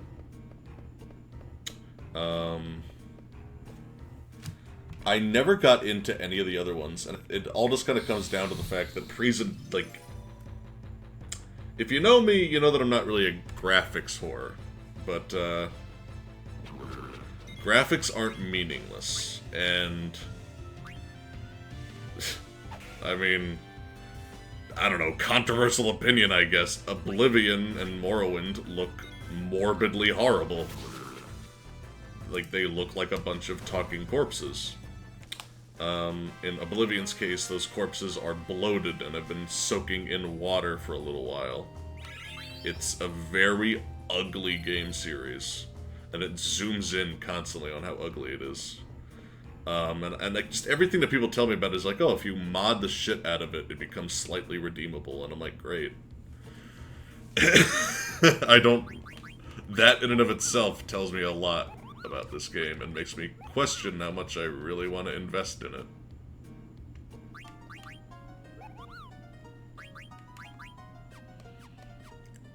We'll level up Marcus one more time. Then get a little bit of money here, and then we'll move on.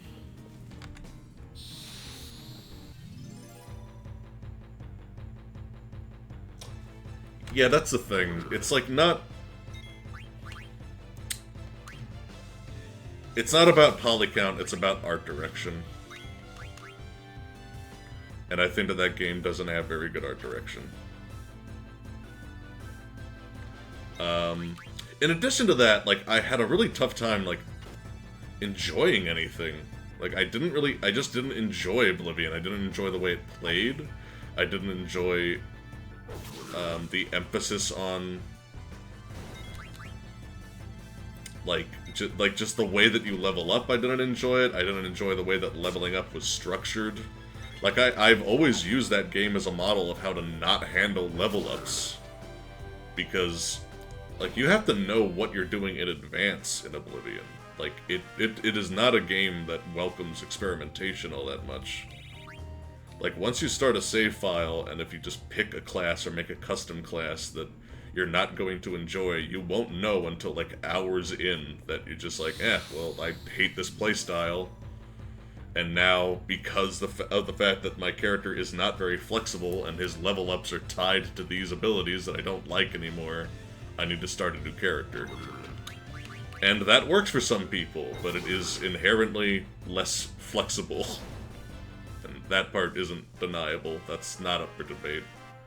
I don't know. Skyrim is a very flawed game and not a very well balanced one, but at least you can experiment, at least you can wander around and have fun. Which is not something I think is really the case with Oblivion. I just didn't have any fun with it. Also, just the presentation and the writing and the dialogue is just like, I'm not invested in this at all. Whereas in Skyrim, it's a very well realized setting. Individual characters are not very well fleshed out in Skyrim. It's not like it has a great story, but it has a great world that's easy to get lost in. And I think that's a huge appeal of Elder Scrolls that I don't think that Oblivion capitalized on very well. So, mixed feelings on the whole series, I guess. Later. Get bashed. Get bashed by the lowest attack stat.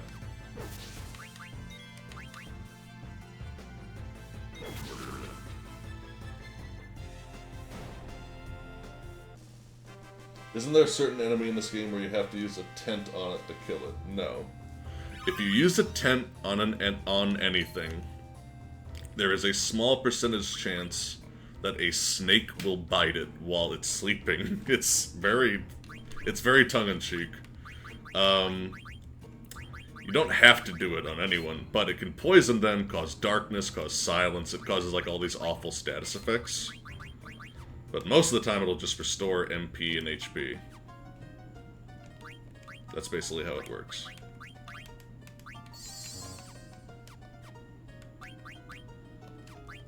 Can I use... No, I can't. If you level up enough, she can actually use her summon abilities way earlier than she's supposed to be able to. With Shiva and Ifrit being the only realistic ones to do that with. Can you imagine casting Bahamut at, like, level...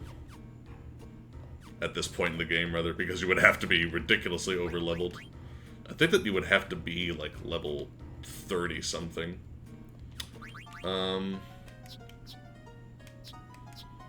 But yeah, I think that we're pretty good for now.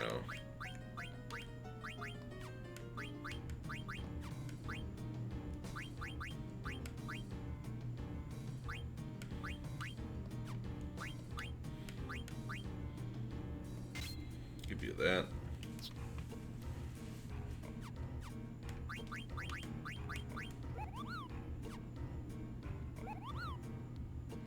So Marcus... I'll explain the coding of this weird little quirk later, because I don't want to get into it right now. But there's this weird exploit you can use with Marcus that will actually power up a character later on in the game.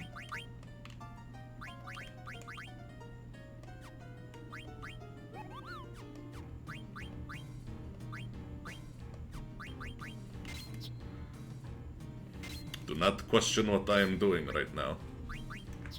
It's a long story. How many bandanas do I have? 3. Perfect. Perfect. Perfect. Okay.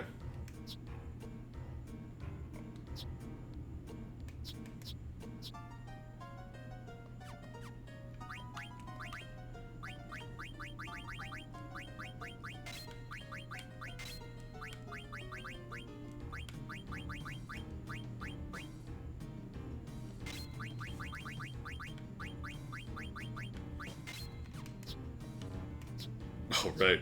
He doesn't get any abilities. Keep on forgetting. Let's see. Yeah, you're good.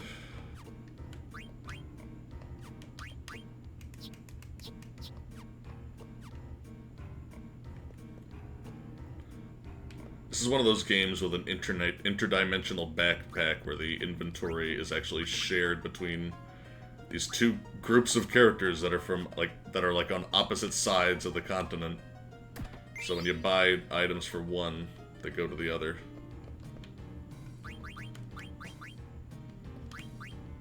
Yeah, you need all the spirit raising stuff, really. It's like the only thing that he really needs.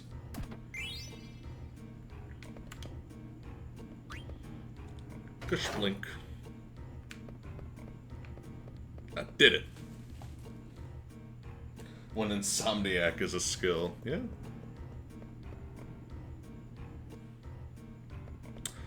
If it was, then I'd be a master of it. Nothing fucking happened. Way to go, Garnet. Game over. Oh, I love this. The Gargant are the best.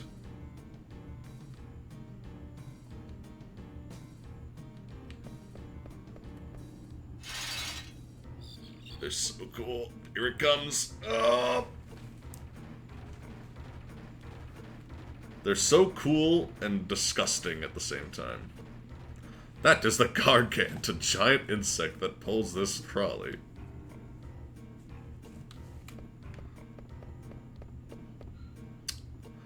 I want one of these things as a pet. I think it, passes by periodically. Oh, yeah. So cool. It's such a creative idea. They could have just had, an underground trolley, but... No, they're like, let's make a giant vine-crawling insect that has, a little travel box attached to it. So cool. Thank God I'm saving. Holy shit, that would have been a lot of lost progress. Let me just check one last thing. My staves. I have enough. I have one of every possible accessory. Yep, that's good.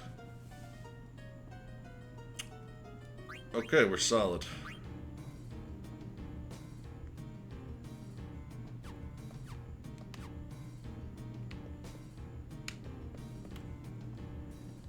Here we go. It's right here, Birdman.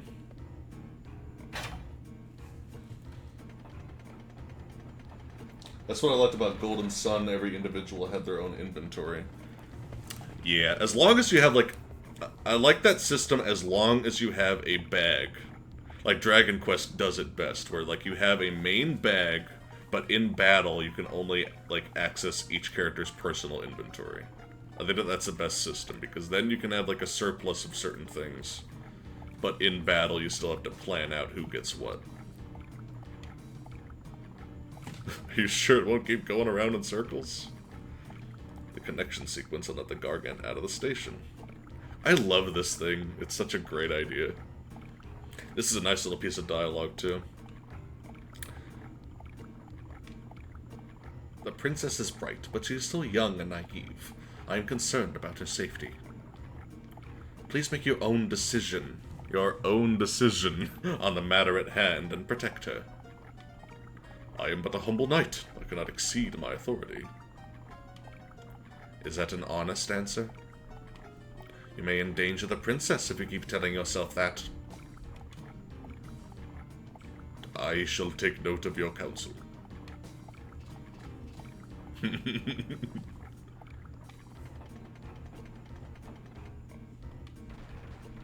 Steiner's such a good character.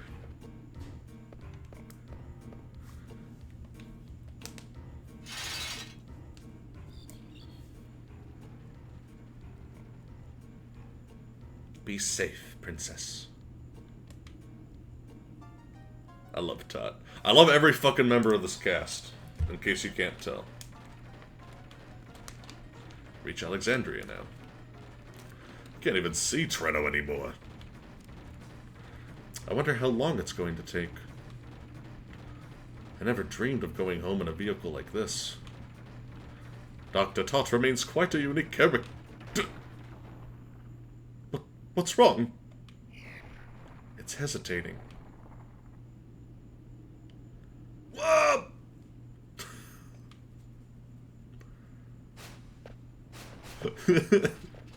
Here we go. Oh, this thing is so creepy. Look at its nostrils. Look at its everything. Could this be the reason? Ya fucking think? I would go in the opposite direction of this thing, too. Oh, God. Oh, it's so creepy. Ugh. It even makes, like, weird sounds.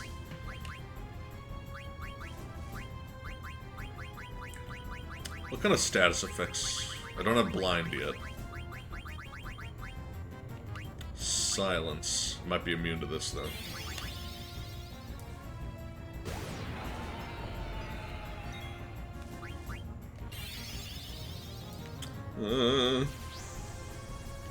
That's an annoying thing to have on him. Mithril Fork, that's really good, actually. Did it say immune, or like guard, or did it just say that it missed? Because I don't fucking know.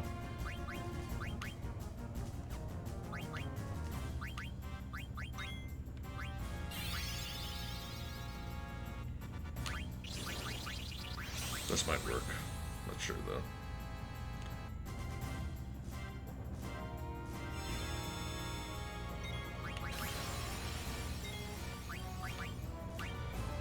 Okay, cool.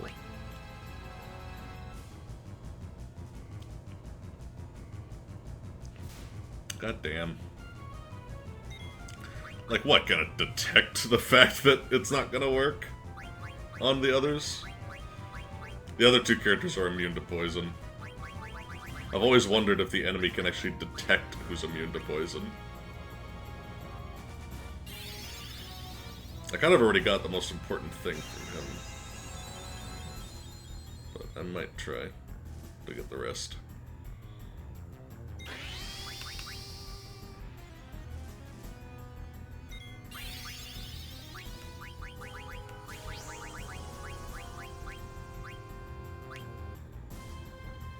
Nice. That might be all he has.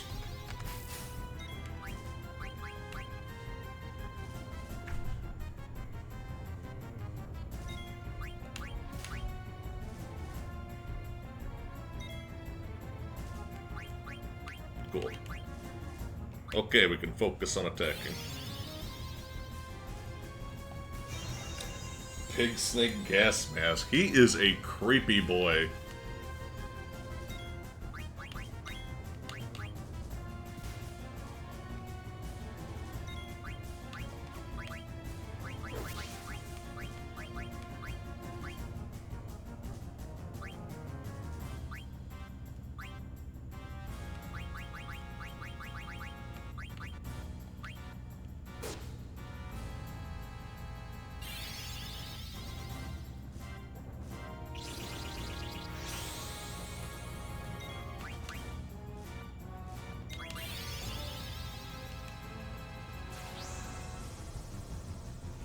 Ugh.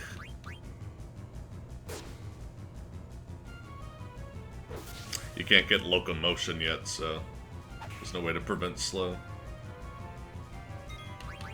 I'm also not sure if there's a cure.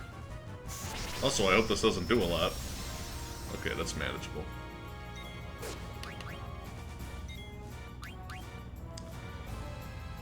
Yeah, what a bitch. Don't even get to get ability points for that.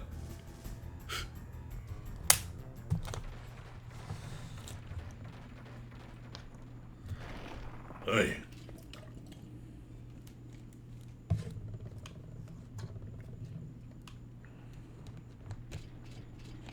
I never knew such a place existed in Alexandria.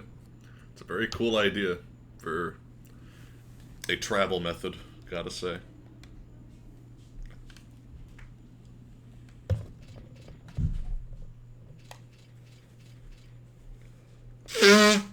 Oh, Jesus. Is this really Alexandria? Well, it must be. How do we get out?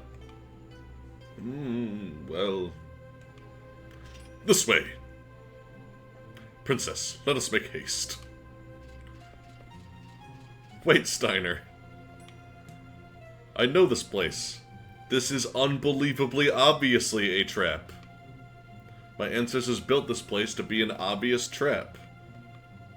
Dr. Todd also said that it's a fucking trap. Princess, we can hear your stories later. We gotta save blank.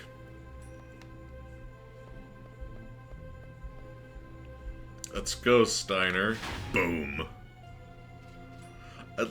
Just immediately. You. Obviously, this is your fault. I didn't do anything. Don't blame me. You really didn't do anything? What, you don't believe me? Look, we missed a chance to escape.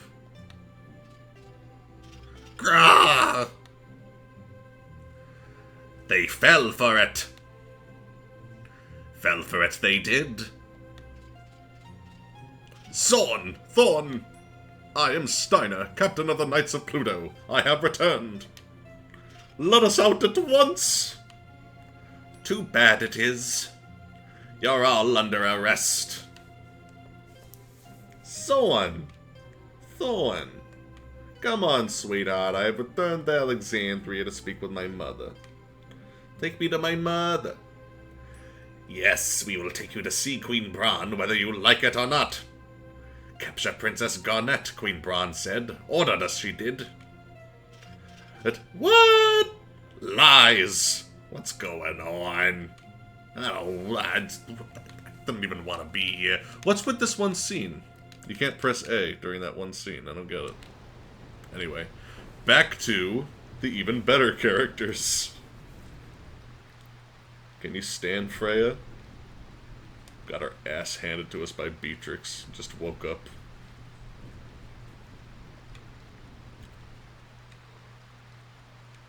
Yeah, I'm alright. Poor Vivi. Queena in the back like, ugh. I just came here to get some fucking food. I don't want to get almost killed by a general. So what now, people? They said they were going to Cleyra. We have no choice. We must go to Cleyra too. I knew you'd say that. You coming, Vivi? Do you think we'll learn more about those black mages if we go to Cleyra? Yeah, I'll say we'll learn a lot about them as long as we keep killing them. Then I'm with you. Cleyra? Sound yummy. I go with you. Oh, what about the princess, Slash? I'd never forget about her. I'll bone her soon. Well, let's move out. Some say it lies in the desert west of Bermesia, but I know not whether we can enter the town itself. Brighten up a little. We'll figure it out when we get there. Let's do this shit, boys. I love this part. Where could you be?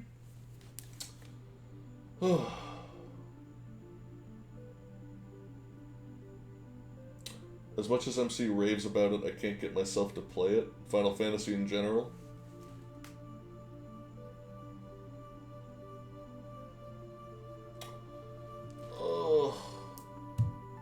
want to talk about poor writing, take a look at Fallout 4. I got that impression.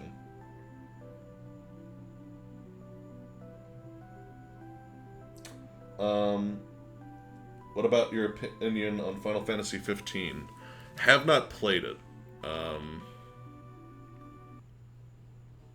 gonna go do some side shit.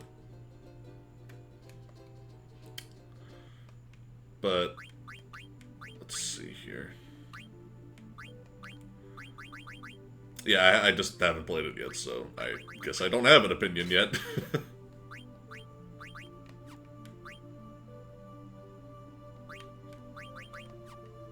Oh, right. I need to learn that first.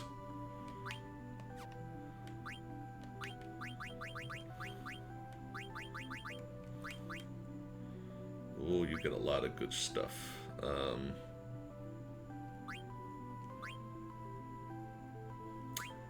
Let's see, you learn reflect, auto-reflect pretty quick, too.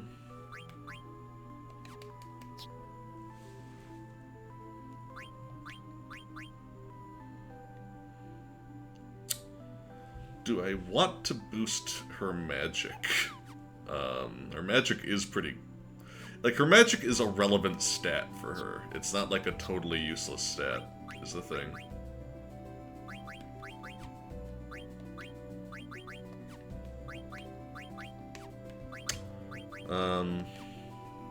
I'll wait for now.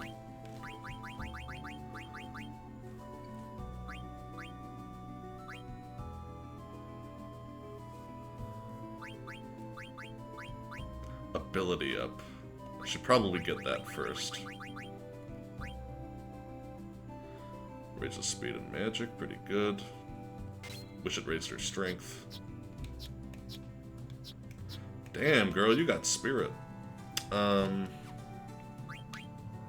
Sorry, guys, just managing all this stuff, but yeah, no opinion on 15 yet. I will say that looking at what I've seen so far, it's like, ugh, I don't really want anything to do with this. It does not look super appealing to me.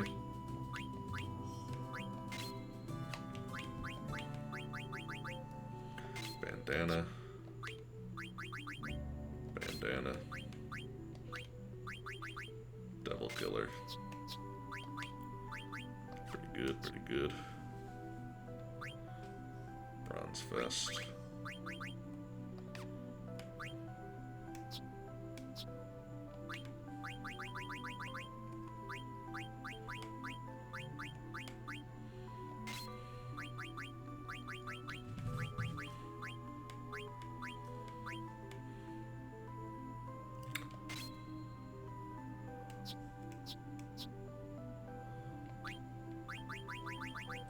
You can learn a lot of stuff now. Distract is really good.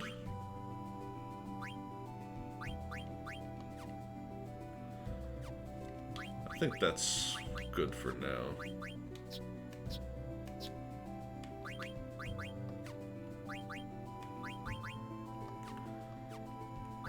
Yeah.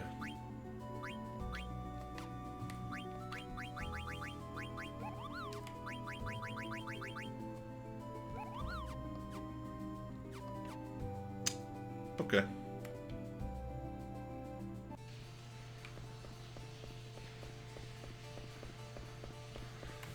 Oh, me back. Might as well swing by here. I think that they... Let's see. Ah, not yet. You'll see. Phoenix Pinion.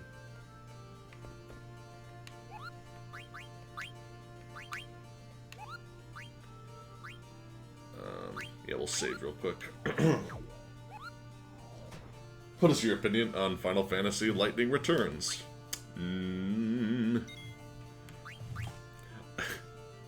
I can't believe it exists. That's my opinion on Lightning Returns.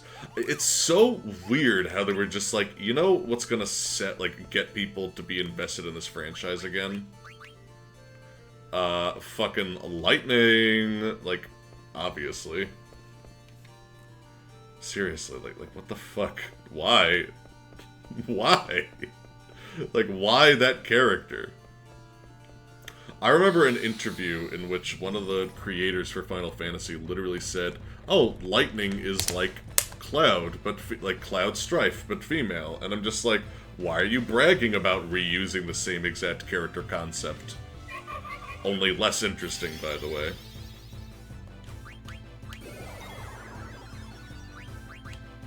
Haha. Freya's not gay, live with it. Let's see. Oh shit, this guy's gonna die before Freya lands. Ow! I don't think enemies should be able to crit. I really don't. Well, you're dead.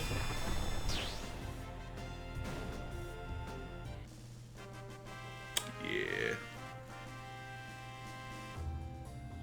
But, I will say that,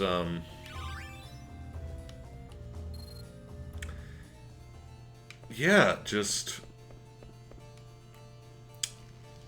getting back to Final Fantasy 15, when I look at it, this poor guy is just like, ugh, it hurts. Just looking at Final Fantasy 15, it's like, oh, it's an action RPG that isn't, like, particularly refined in any way. It doesn't look like it's my kind of thing. I don't know. I guess that's basically all I have to say about it. It's just not my kind of thing.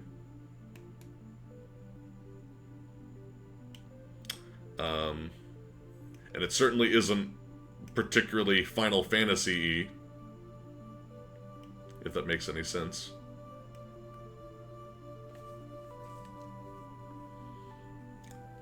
Oh, man.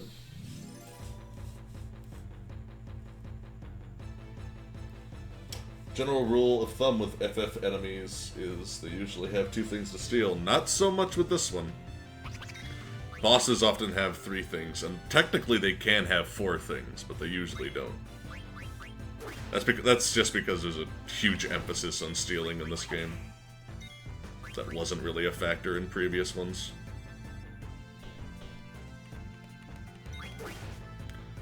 You know what's an annoying thing about these enemies? Unlike previous games, like when an item gets stealed from you, you can steal it back or kill them to get it back. In this one, they just deleted a potion, like, it's gone. I'm never gonna get that shit back. Oh shit, I need to call my baby. I gotta call my babbo. Get over here, big boy. Yes, we have more treasure to find.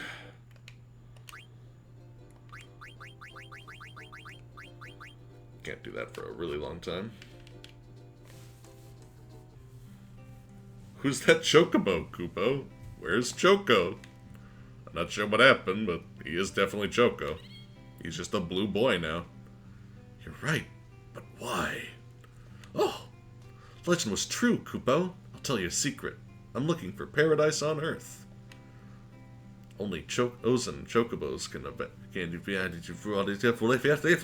It's called Florida. But I hear there's a lot of old people, Kupo. That doesn't sound like paradise to me.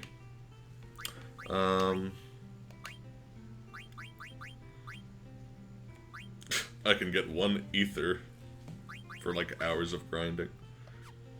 But yeah, let's cheat the fuck out of this game. Man, those of you who are not familiar with what I'm about to do, this makes sense, right? This makes sense. There's nothing to question here.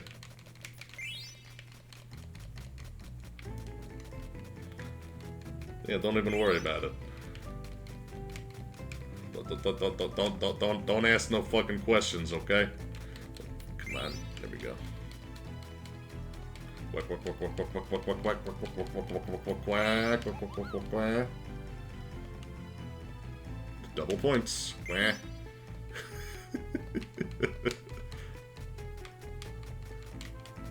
Cheat, cheat, cheat, cheat, cheat, cheat, cheat, cheat, cheat, cheat, cheat, cheat, cheat, cheat, cheat. Come on. You can see why I need to cheat this fucking system. It's so bullshit. I don't know. If it was just me, maybe I'd have the fucking patience, but not when I'm streaming.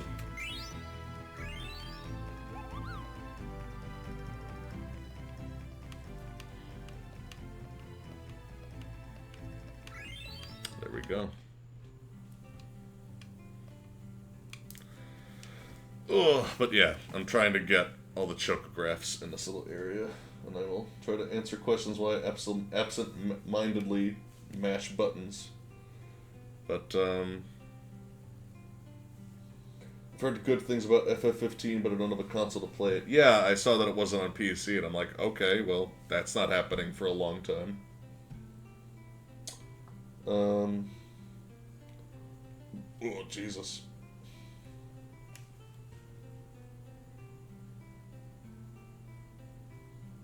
Let's see.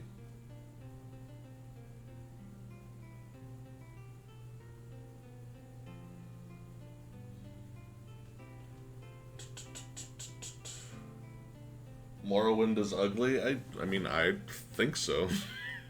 Sorry. For 2002, like, sure, but it doesn't look very good. I don't really, like, factor age. Like, this game looks good regardless of its age, but I don't think Morrowind really does.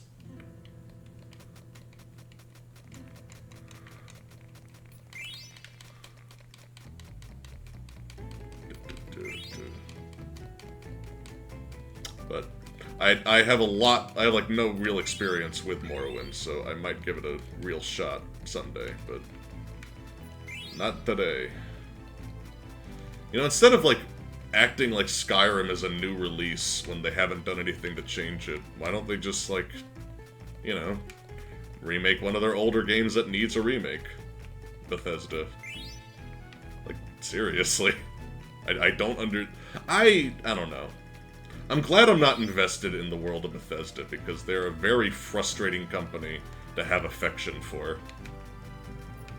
They do some very shitty, shady stuff.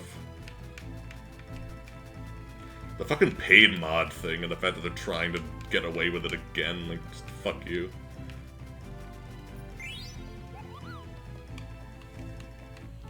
Did I get anything? Yeah, I did. Good.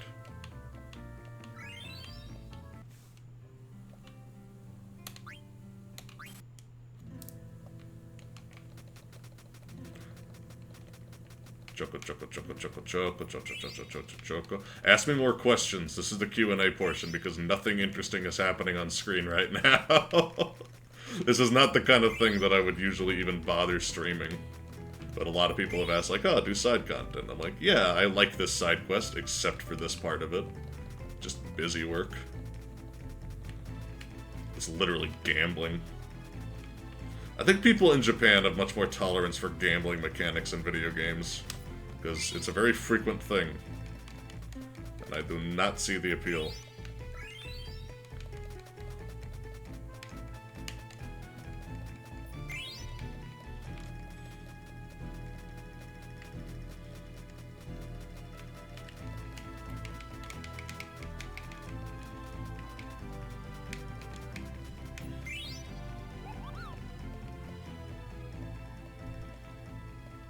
See, now when I do this, I get a chocograph like every time, basically.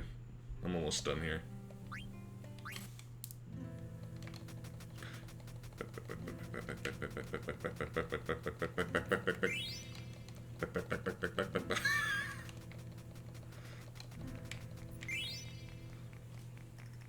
Have you played or heard of the Solus Project? No, I have not. Mark, your beard is amazing. Mark, how long will your beard get? Thank you. That's actually a... It's like, that is so not a serious question, but I'm gonna treat it like one. I don't know. I'm thinking of, like, really growing it out. I also legitimately want to try having longer hair, because I've never, like, done anything interesting with my hair in my entire life. So, I wanted to try something new. But, the beard, I don't know. I'm gonna grow it out a little bit, Let's trim it and then style it and try to have a nice, really long one. But I'm letting it grow right now. So it's gonna go through an awkward phase. It's going through its awkward teenage beard phase.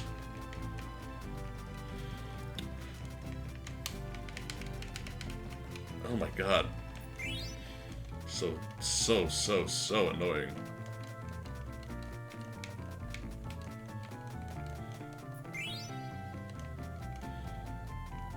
See, like, sometimes even if you're cheating this hard, you still won't max it out.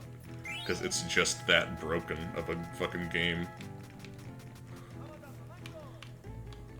So annoying.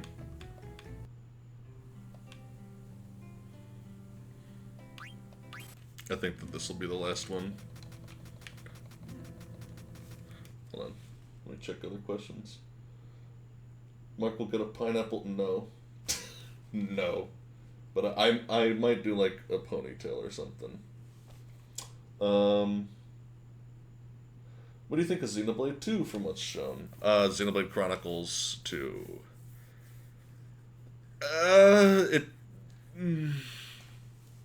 It sounds really weird to say because I mean, everyone fucking knows, like, I'm a huge JRPG guy, but that shit is way too anime for me. I'm sure that I could enjoy it otherwise, because, you know, I've tolerated that kind of thing in the past, but its art style and the fan-servicey design of the female lead are like, eh. Like, this is why I don't really watch a lot of anime.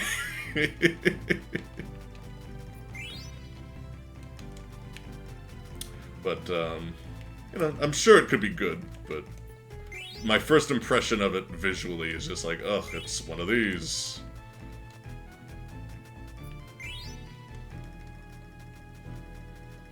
I'm sure Corey will like it. That was the second thing I thought.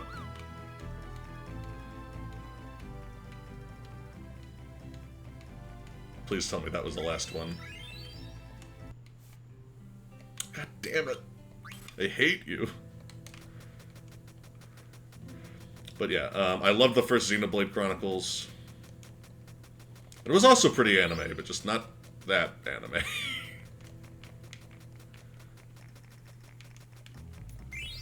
And it's definitely a series that's much more about its gameplay and its overarching plot than anything else. But I did enjoy the characters of Xenoblade Chronicles, the first one, so hopefully it's also good in this one.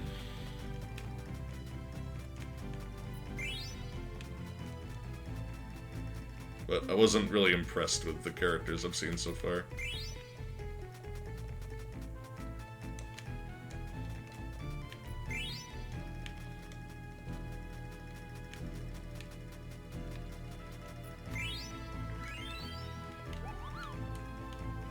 Did I get a chocograph?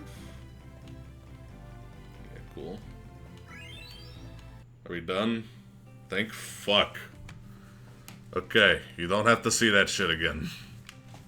At least not for an extremely long time. What can I buy? I don't have a lot. Ugh, I guess I'll save it up. Actually, I guess I'll try to get a good card.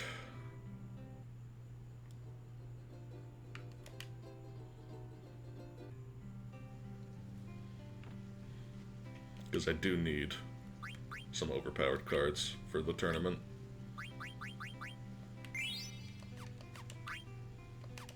Now, is this good? If not, then I can try again.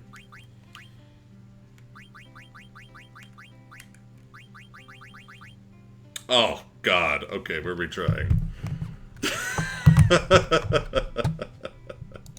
I'm not even kidding. That is, like, comically awful. Let's try this again.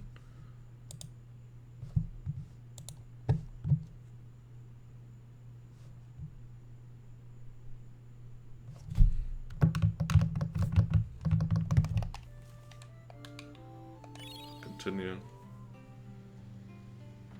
Let me save. Like, permanently save.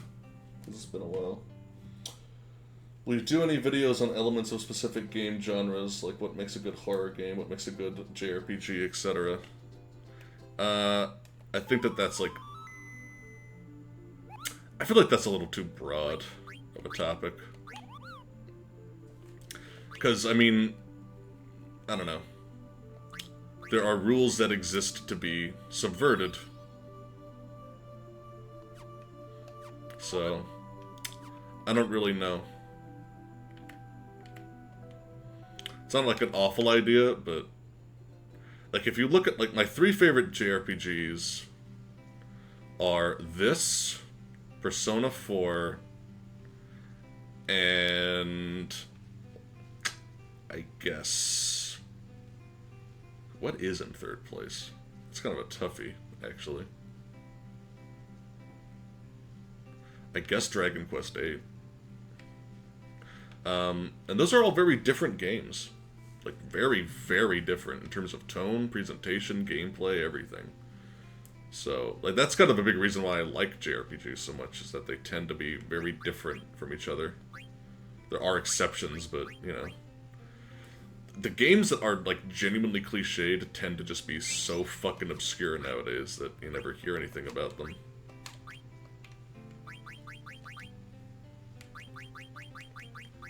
Oh, Tales of Symphonia, another good example. Perfect! That's a good one. Okay, we're keeping that one.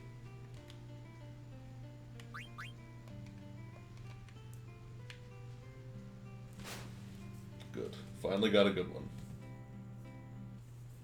What are your top JRPG annoyances or frustrations? Random encounters, and random encounters. Don't do them. It's... Random encounters are literally, with no exaggeration, one of the only irredeemable, like, gameplay decisions you can have in, one of these kinds of games. Like, in older games, it's justifiable, but... And I would argue that, like, in an indie game, that, you know, like, if you want your indie game to eventually come out, it's like, okay, fine. You don't have to make a moving character model for every enemy in the game that you want to encounter. You don't have to do that. But have some kind of stylized little monster, like a ghost, that you could just encounter, like, on the screen, so that you can visually avoid fights if you want to. Just, please God, do that. Because it's a problem. And I'm tired of seeing random encounters. Like, there's no upside to having random encounters. It's annoying, it disrupts gameplay. If people don't want to get into a fight, there's, like, nothing they can... There's often nothing they can do about it that doesn't, like, cost money. This actually might be another one. So I'm gonna try. Yeah.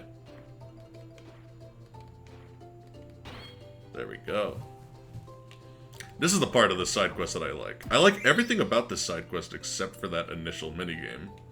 I love exploring, I love finding these little things, I love getting these items. That's all great.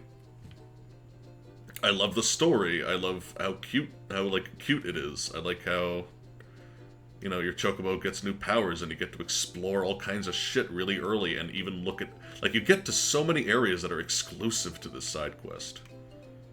And, I don't know, there's a lot of great stuff in this side quest, but fuck that minigame.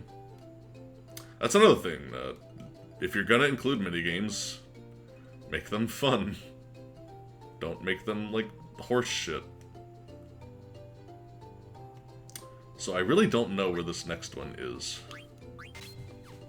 But I know that it is... let me look at the hint.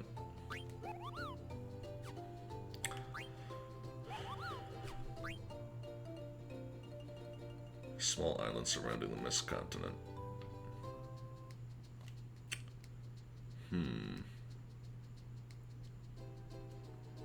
Beach over here.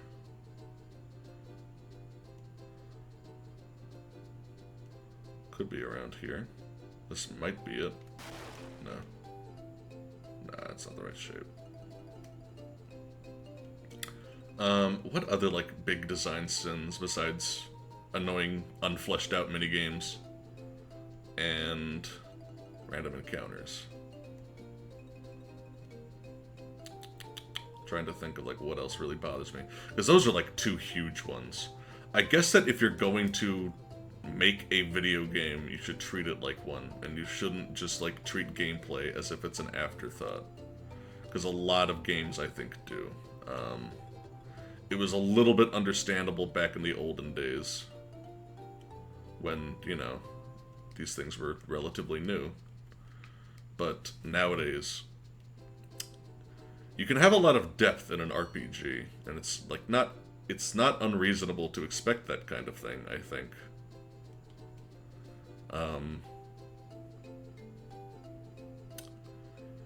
But there's just so many games out there that are just mash the A button to attack, or whatever the corresponding button is, and it gets very old, very quick. I'm gonna try a different approach here. I think I might know where it is, actually. Let's find out.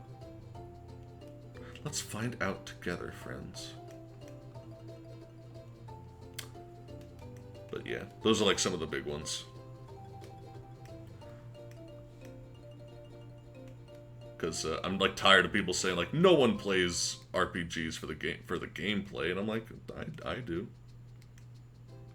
Hey, that's not it. That's the one that I already did.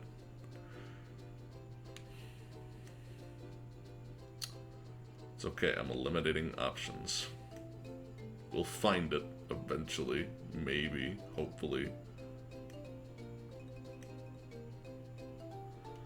Could it be off this shore? That would make sense. Oh, man.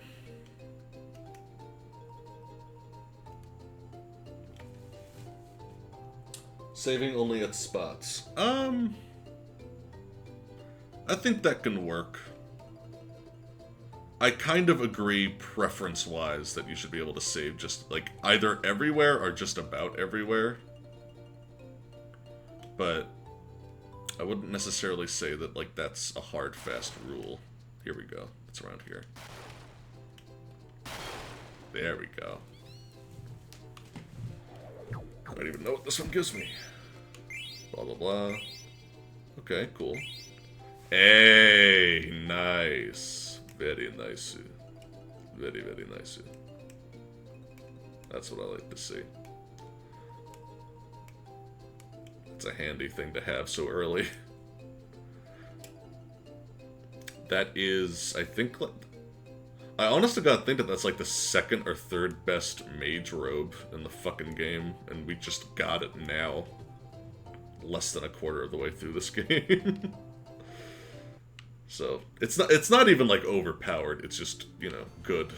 Because the armor in this game matters a lot less than, you know, passives and elemental resistances and things like that.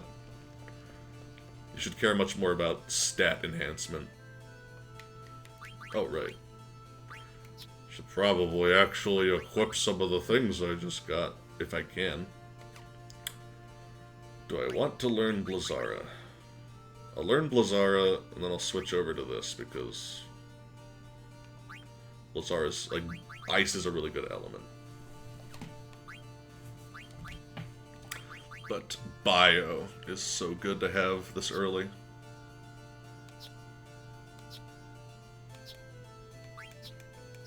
Did I ever equip? No, I didn't. Gotta equip that. Very important. Let's see, what else?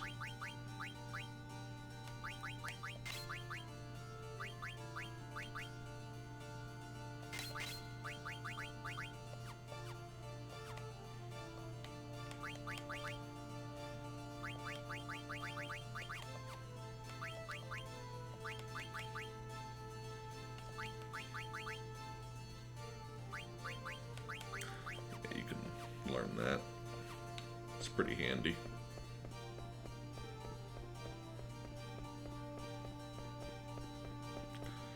Oh, man. But yeah, getting back to save points, I got distracted. Save points can actually be pretty interesting, because if they're frequent enough, you can use them as, like, kind of a little gateway of, like, you know, like, okay, here's this little challenge, and you have to get through it, and if you fail, then you have to start again. And as long as that kind of thing is done reasonably, then that can make for certain areas a little bit more interesting and memorable if there's, like, an actual, like, optional challenge, like you have to fight all these guys at once and get to the next save point.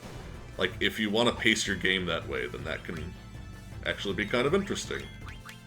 But, I would say that preference-wise, I would prefer to be able to save anywhere. But I would also say that you should have save point, like something like a save point that lets you, like, heal up or serves as a checkpoint, as well as a warning that, like, hey, here's a checkpoint. You're gonna fight a fucking boss, dude. It's good to warn people with things like that. Because pretty much everyone knows, like, oh, there's a save point. Like, I now know that there is a challenge coming up. I stopped playing 10 once Tita start laughing. Ah! Oh no, memes, I'm upset. You guys know how to trigger me. What do you have? I don't think that you even have, like, a competent attack. Mustard Bomb is really good, but I don't need to do something like that, really.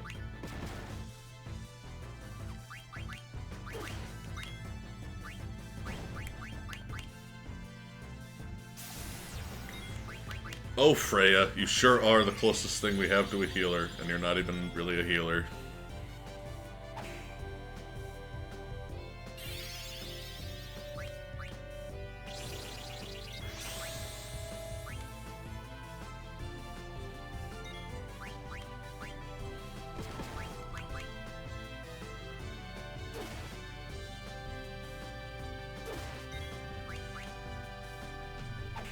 You know what's a cool thing? You know what's, like, a cool thing that I, like, rarely see in video games that Persona 5 recently did really well? Enemies actually have, like, a party composition. Like, one enemy buffs the other enemies and heals them or whatever, and, like, another enemy is pure damage dealer, another one is a tank that, like, you know, doesn't do a lot of damage but deals this one annoying status effect, so...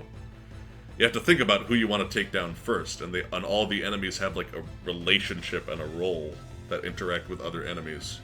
That's something that you rarely see in these kinds of games. But, like, this guy, like, this is an interesting one, because the skeleton is DPS, and the lizard man can cast Protect himself and others. So, you know. Again, it's not, like, super complicated or anything, but it adds a little bit of depth.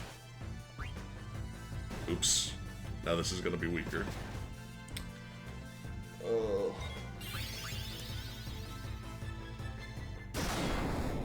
Fake dialogue trees. Maybe. I know what you're talking about. It's certainly something that I'm avoiding. Like, most of the dialogue choices in the game that I'm making, they actually do have some level of consequence, and sometimes it's a minor consequence. Like, not every dialogue choice needs to mean a bunch, but they at least change the next few lines. They give you some optional information. That's like the bare minimum. But a lot of other dialogue choices affect your relationship with other characters and what kind of ending you'll eventually get. So, not every like dialogue choice needs to change the story forever. But you should have, like, if you have dialogue choices, they shouldn't all be meaningless.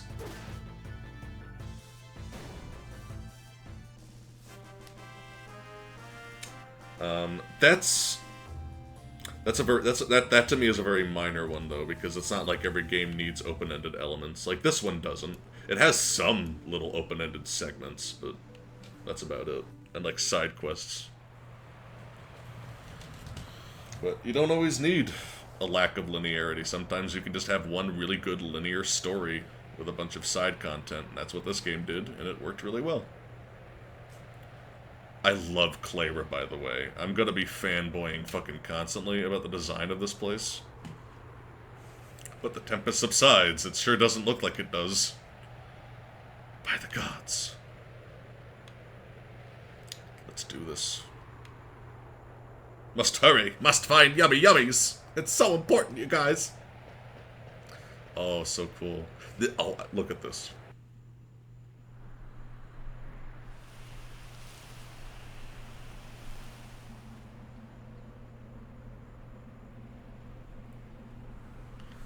Oh, man. What, like... Ugh. Do you understand what I mean when I say that this game has the best environments in the series? Because I very much think it does. You know what? Hold on. Before we go any further, let's use a tent and save.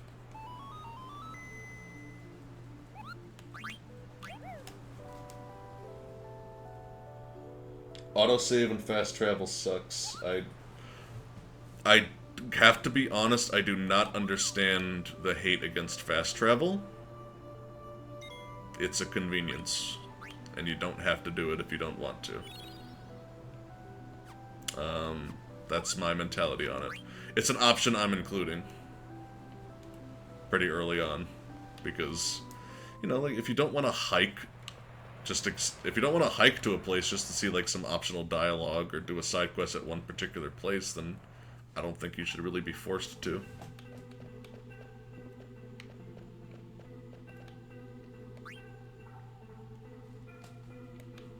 This place is so... Oh, I love it. The sand.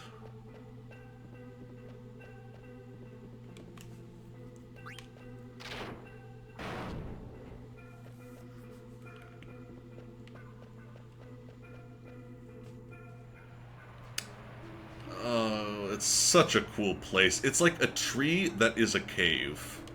That is also a tower that is covered in sand. It's like such a crazy world. I love it. It's so creative. And it's so, like, detailed. I can't... It's so good. But,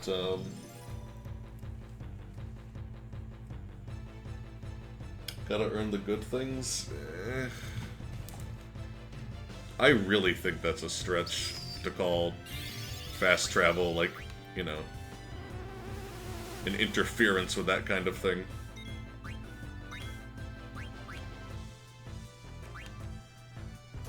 I'm gonna try to eat you. It might not work. Let's find out.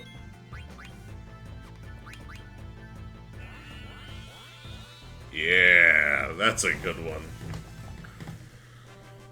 It's a little situational, but it's good.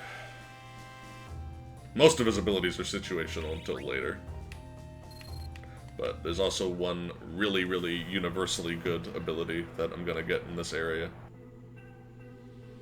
White Wind, which is a really competent healing spell that's useful throughout the game. Ice Staff, cool. How close are we all to learning our things?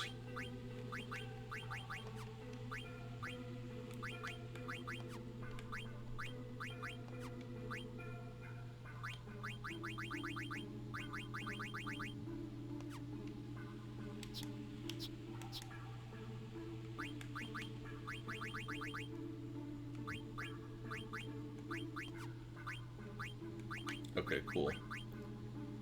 Oh, that's right. Yeah, I'll give that to you for now.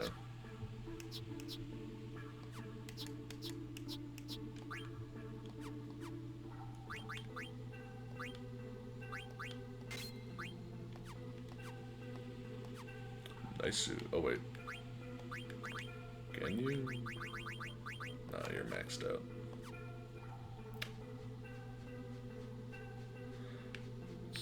Such a cool little area.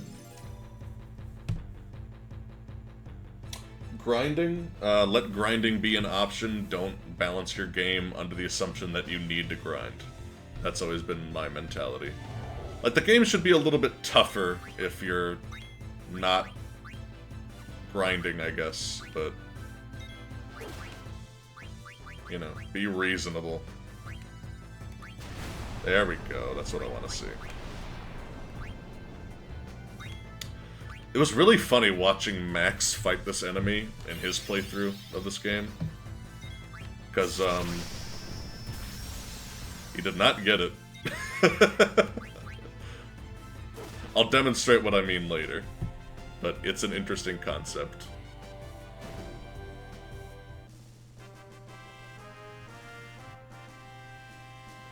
Yeah, Quina is amazing, actually. He's really useful. But just like to give you an idea. First of all, really nice balanced stats for the most part. His spirit and speed kind of kills him, but you know, good defense, good MP, stuff like that. But he gets access to a lot of elements. One element is actually exclusive to him, and that's Earth. Actually, Wind. Wind is also exclusive to him. Oh, you do get someone who can do Earth damage, but he does way more. He actually gets one of the most like, ridiculously powerful spells in the game, Earthshake.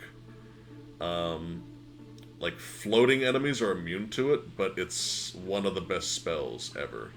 And he gets a really good magic stat later, so it's really, really useful.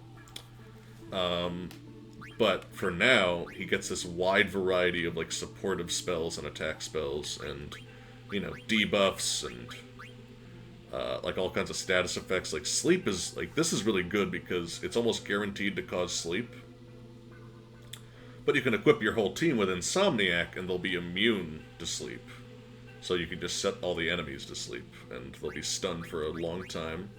This ignores armor and defensive stats and just does like a straight amount of damage based off his magic and how many frogs he caught in that minigame. This cures a bunch of status effects. This makes your allies like immune to physical attacks for a short duration of time, because, you know, they will always miss when they're attacked. This causes a crazy status effect, and this drains MP. So it's a lot, like, you can prevent people from casting spells, even if they're immune to silence. So that's a cool collection of stuff, you know? Like, that's a lot of great stuff. And he hasn't even learned half of his abilities.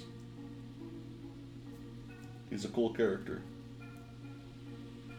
He's not even the mascot character. Vivi's a mascot character. Mascot of the whole frickin' franchise at this point, just based on his popularity. His spirit and speed really do, like, balance him, I guess. Because it is... He is the slowest, and I think he also has the least spirit. I think. I want to find another sand golem, just so I can, like, point something out. But I might not encounter them in here that often.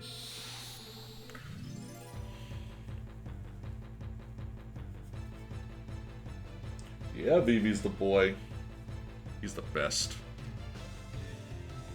He wasn't even, like, super marketed, he's just so popular of a character. So here's the cool thing about the Sand Golem.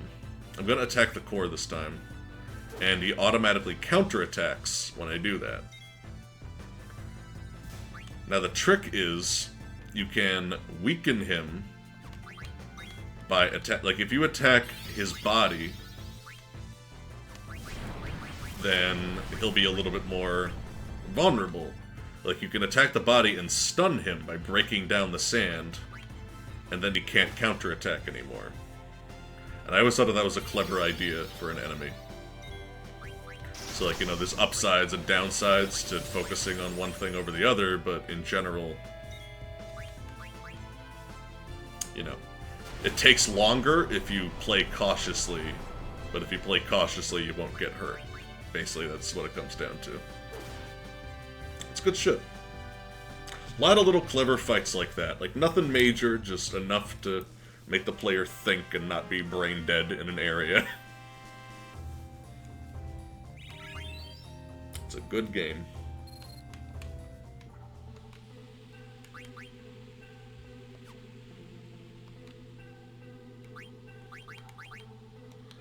How far are you away from learning?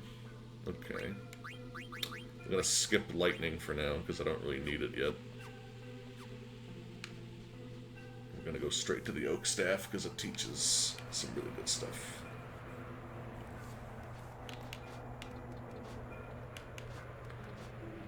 So creative. So we can't do anything here yet, so obviously we're gonna play the water temple and raise the sand. I know there's something I want to encounter out here. Vivi made it in the Kingdom Hearts. Yeah, actually. I was disappointed that he doesn't have any magic. Like, what the fuck? They got his personality right, I guess. And they picked a cute voice for him. But that's about it. Otherwise, it's like, it's not really Vivi. Please, okay, you can eat anyone but Quina. Do not eat Quina. I hope this... Okay, don't eat him. Okay, good. Okay, good. Zidane's fucking dead, finally. Don't kill him in one shot. Okay, I think that we should be good. Now eat this bird and thus eat Zidane. And then spit Zidane out. Are you ready for the Vor finish? Yeah! That's what I like to see.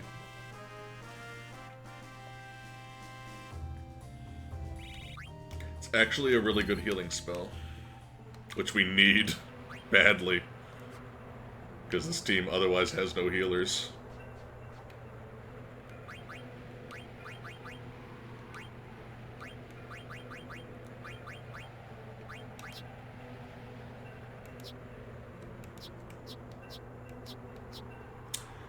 You can see how precise the balancing and planning was for the abilities, because every character has like different amount of, like takes a different amount of time to learn abilities.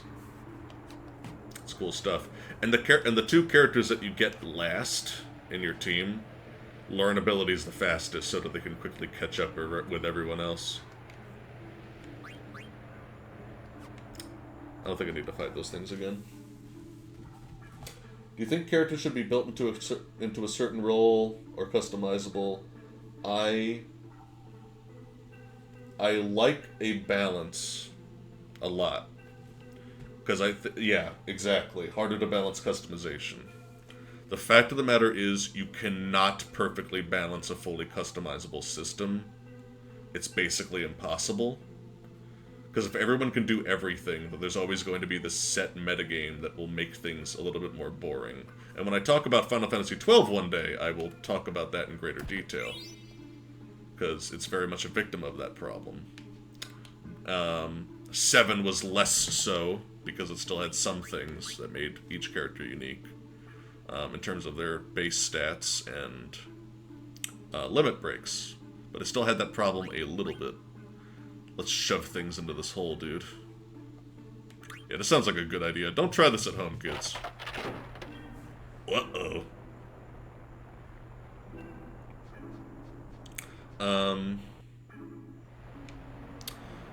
But yeah, when you have something like this, where each character is built into a role and has set abilities, but that those abilities allow for massive specialization, like, look at all the abilities that this character is going to learn. Every one of these slots will be filled.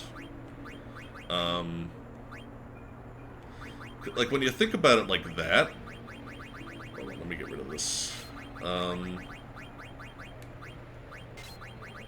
Then, you know... I don't know, I think that things are a lot better because you can balance everyone for a role and give them advantages and disadvantages that play off of each other really well. Like, Vivi will always be the powerhouse mage who's fragile, but has a lot of tactical usage and pure power, a lot of good status effects. Freya will always be, like, really balanced in terms of stats and have probably the widest variety of useful abilities, but she's not the best in anything. Like, that's, like, how these characters are balanced. Whoa, can't go back there. But I'd always think that that's a superior system just because it lets you tailor a much better experience for the player that is just not possible when, like, every character is practically a blank slate. But that's just my opinion. But it's an opinion that is derived from a lot of experience. All the best games I've seen have characters that are built into specific roles. And then they might have one character, usually the avatar, who's, like, flexible. You know, your Commander Shepard, your Persona main characters, things like that. And that can work because there's only one of them. And he can be a jack of all trades, but otherwise, eh.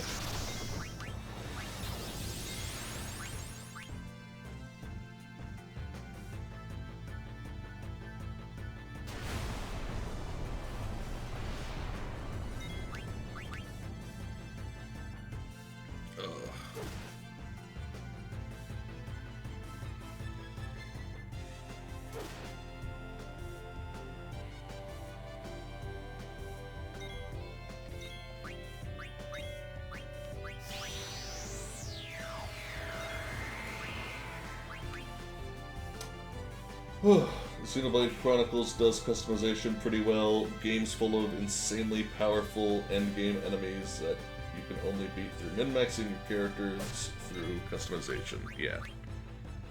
It's good to have a little bit of that.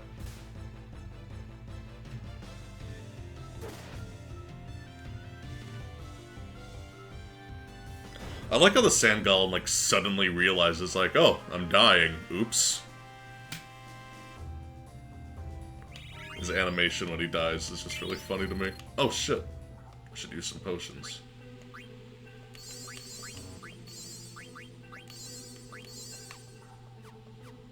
There's a certain point in the game where you should start selling that shit off.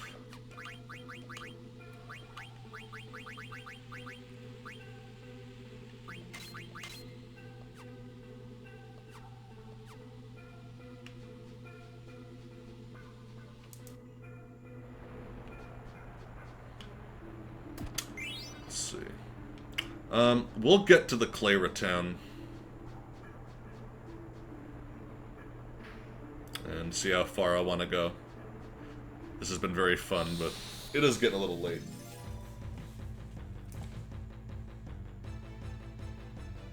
Yeah, Shin Megami Tensei and Persona do it pretty well. With varying degrees of success. Because you can always customize the main character in some way. Usually you can customize them really thoroughly.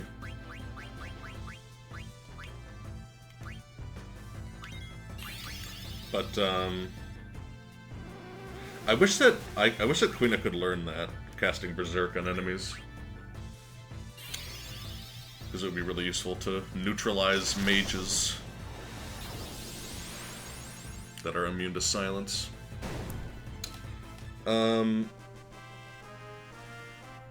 But yeah, Shin Megami Tensei does it pretty well. And Persona.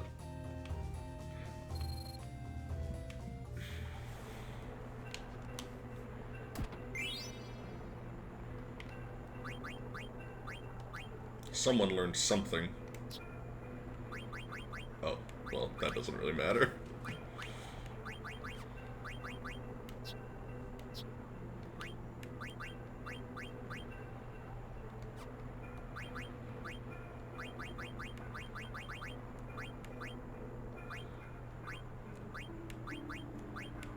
Let's see here.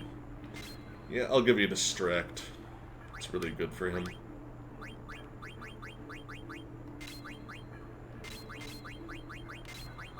Bird Killer. You don't have Bug Killer yet. Oops.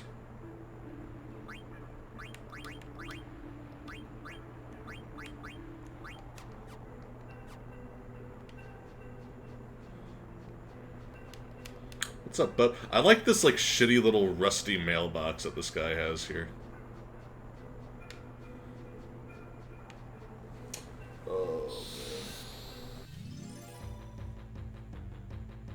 Final Fantasy VI, where everyone becomes an Ultima caster. That was one thing that really disappointed me about that game. I was like, you have all these, like, creative ideas for characters, and it's like, They all gotta boil down to how well you can min-max the magic system.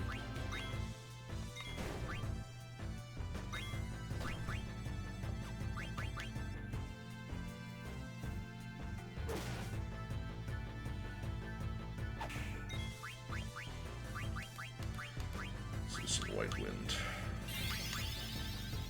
White Wind is useful because it scales with the main, like the user's HP stat, interestingly enough. So it always heals a decent amount. Later.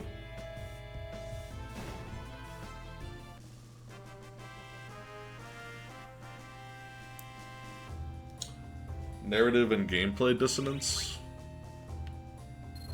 Eh. Acceptable within degrees. There's like all kinds of examples. It depends on like what exactly you mean. Like if a character's supposed to be like this unstoppable badass and they join your party and they're just like, you know, like everyone else. Like that kind of thing is like, oh, that's a little weird, but you know, you kind of get over it pretty quickly because you realize it would make the game a lot worse if they were overpowered. I don't want to see any more pointy hats. Poor baby.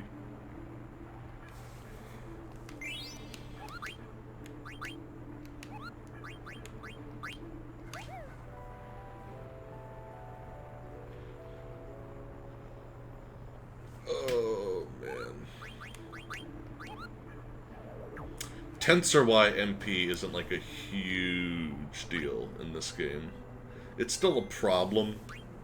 It's MP is a resource in like individual battles. It's a lot more manageable over a long period of time. Like in boss fights, MP management is a huge thing to consider. Another cute little area. I love all these little steps.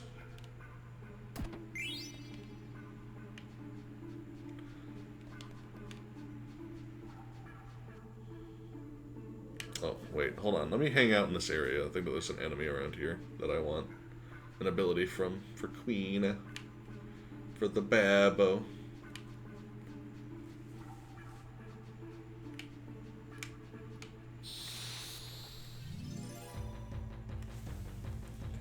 Like Cloud, not Phoenix downing Aerith. Yeah, that's like the first thing that comes to mind, but I'm just like, when you get Phoenix down, it's like, oh, you're not really like super dead.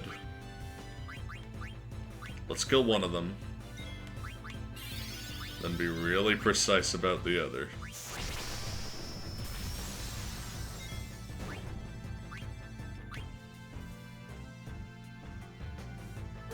Ah, shit.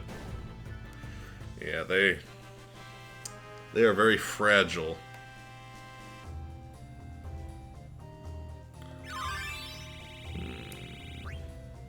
You learned a lot of things.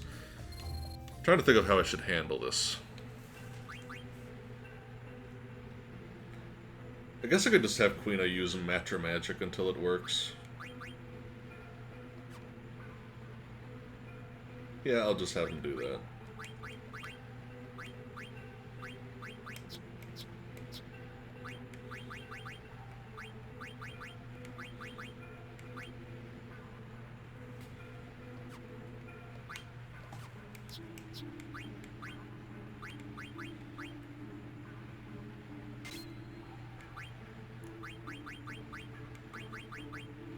Yeah, Drain, Bio, and Stop. All of which are really useful.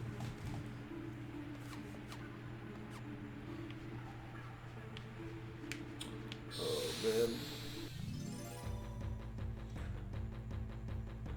Yeah, I definitely recommend the Steam version. It's very, very good.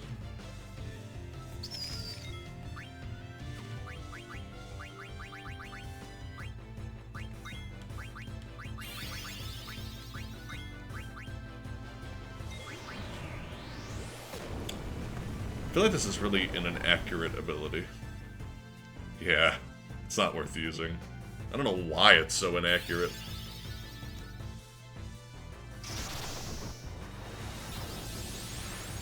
Also, I could just do that.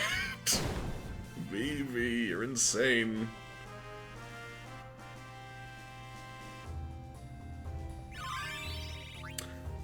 I love how characters don't do victory poses when they're sad about something. Another nice little touch.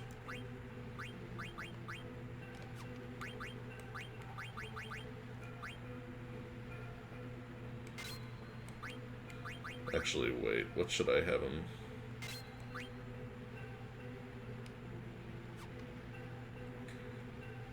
I guess strength. Well, I'll balance it out, I guess.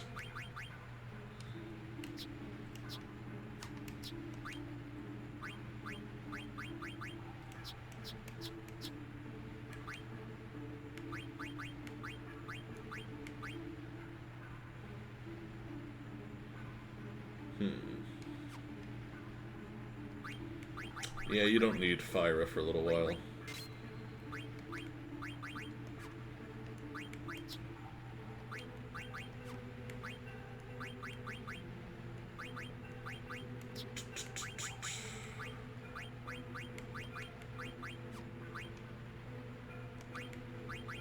Yeah, we're good. Okay. Min-maxing. Not even min-maxing. I need to encounter this frickin' bug.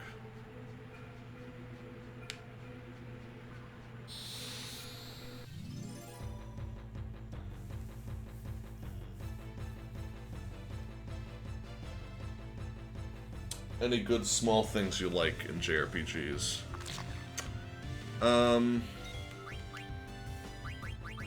Let's see.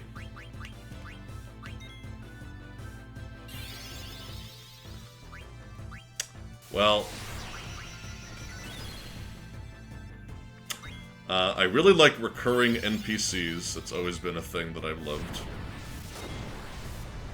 You know, NPCs that actually have some level of significance in the story. Maybe I can just use this. Yeah. Gotta be very careful here.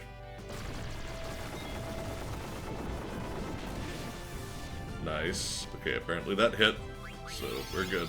Matra Magic is really useful for getting him to be able to eat things.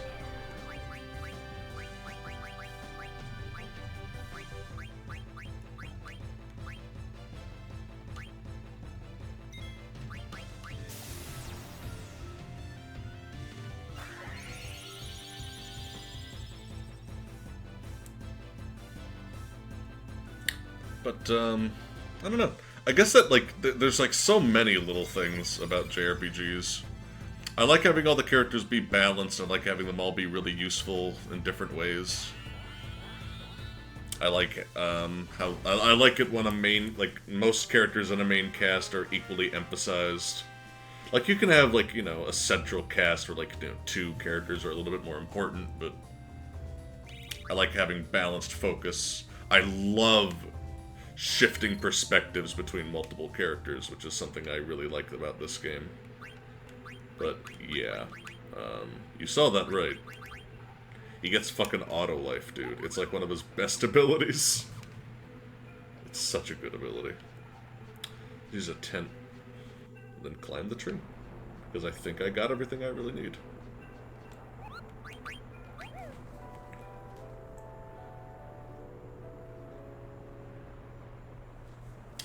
Combat dialogue is pretty nice, as long as it's not repetitive. It's also not really something you can really do in a game that's text-based. Or at least you kind of shouldn't.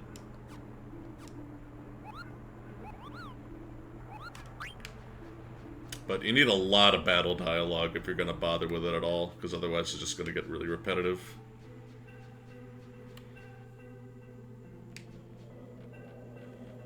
Creepy. We're getting there, though.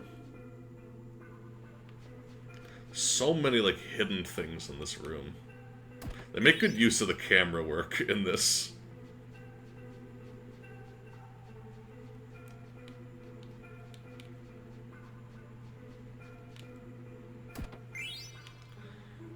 whenever I'm ready. Maybe something over here.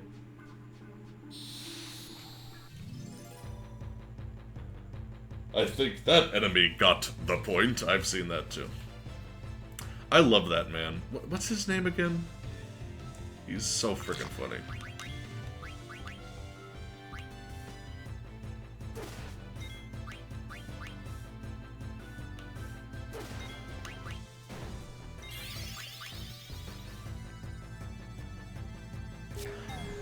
Fun fact, Freya is the one and only character that gets all the bonus abilities for dealing bonus damage to enemies. Because Dragon Killer is exclusive to her.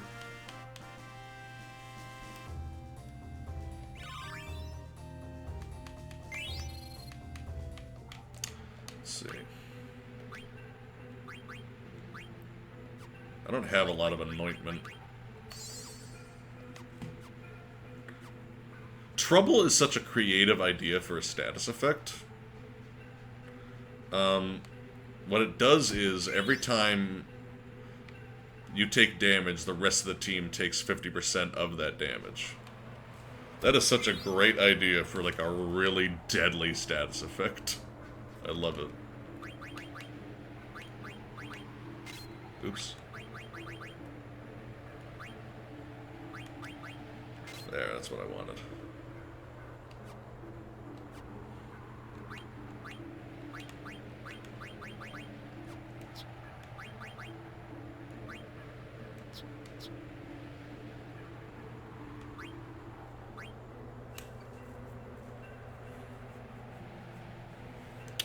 Potion.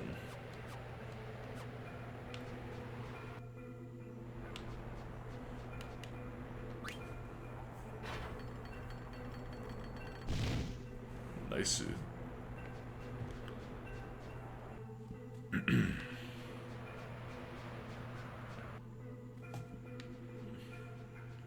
I don't think that there's anything else in this area.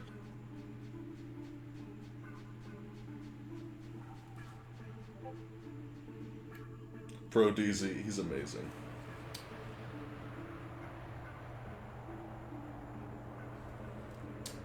So he's playing the lead up to a scene from both sides. Yeah, it's really good stuff. I love it. Cannot carry another potion. Close that shit. Man.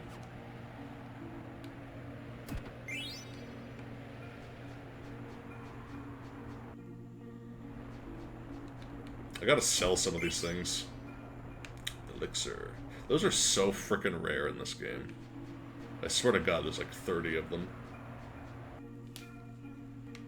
Oops. Shit. I hate this part. I hate this. I hate this. I hate this.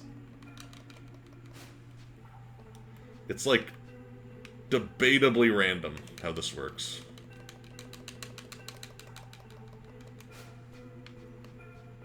Shit. I just want the treasure. Yeah.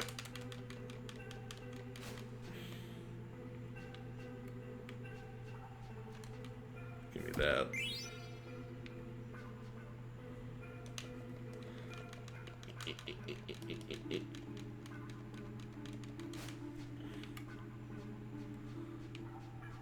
Damn it. I think that there's a way to actually manage to do that.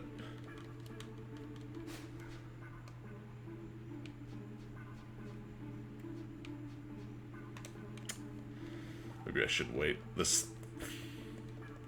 sand traps stop later on in the game, so... Oy. Very annoying.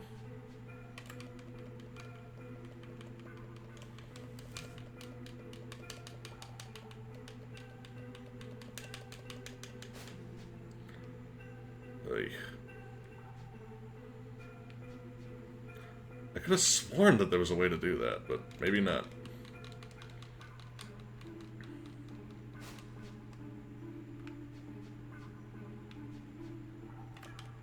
I guess I'm giving up.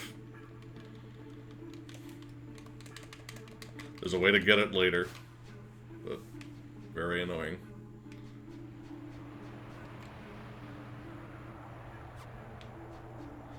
I like that. This. Get a nice view of it. It's such a creative idea for an area.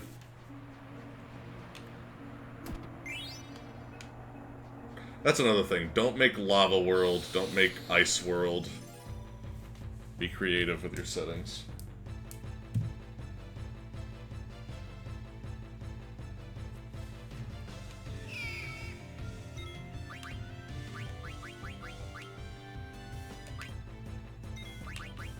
Let's see. You've been using chat on a bike? What? Don't do that. Hold on. 60 minutes of biking while listening. Okay. Well, don't text while you steer, please.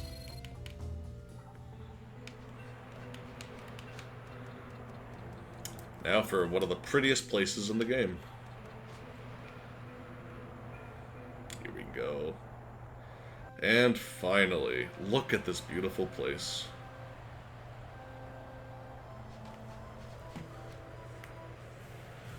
Might you be Lady Freya? Indeed I am. I'm the best character. We have awaited your coming, my lady. How did you come to know my identity? The King of Bermesia requested that we guide you to him. Long live the King! Take me to him immediately. At once, my lady. Sedaine, I shall go to see the King. Why not take this chance to rest and buy equipment for the boss fights in the future? Yeah, good idea. This way, my lady. Best character, wait! Allow me to be your guide and show you the town. Yeah, I guess. I go find yummy yummies by myself. Oh, Queena. Bye, Queena. Have fun. This is our source of water. It's freaking beautiful. The art direction in this game is fantastic. I shall elaborate later on how we have water so high up here. It's so good. Now for our next stop.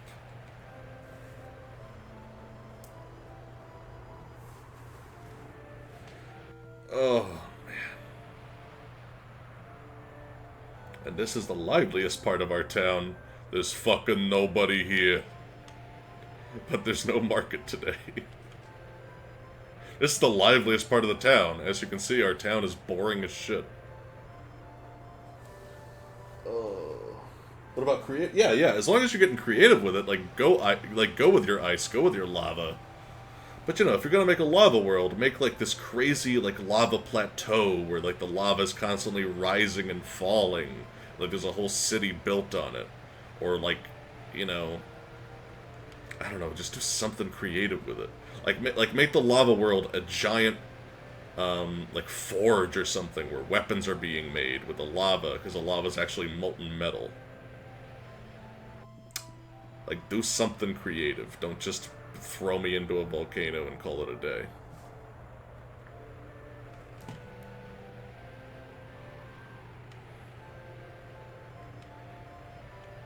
I don't know. If you're like a frickin' indie game and you have limited resources and time, then I understand, but even then, you should try to go all out as much as you can.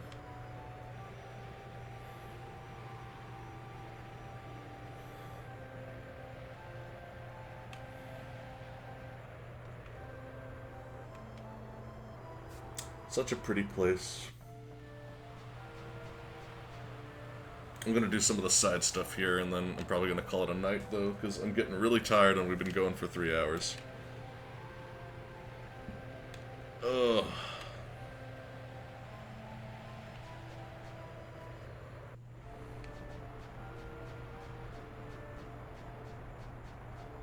Is there anything around here? I feel like there is. Yeah. Bada bing. I wish I had all this gil at the auction house.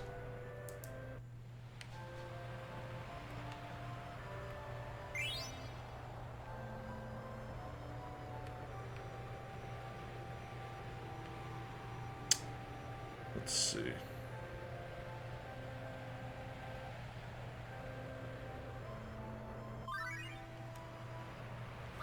No yummy yummies. Time for the best scene of the game.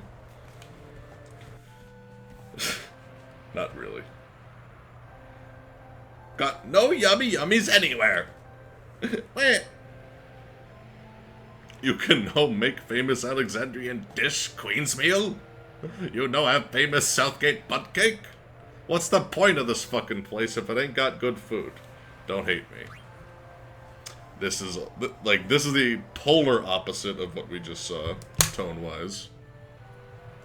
Where Vivi gets blamed for being a black mage. Pointy-headed devil. Don't come any closer.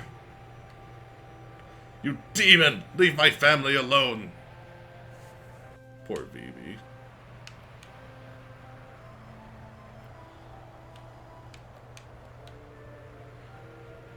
Only a tiny fraction of us made it here to Cleyra.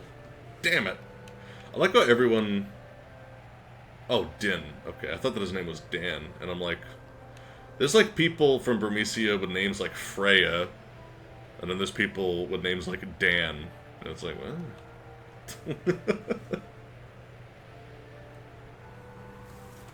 To keep the storm in motion, we perform a sacred dance to the melody of a harp adorned with a magic stone.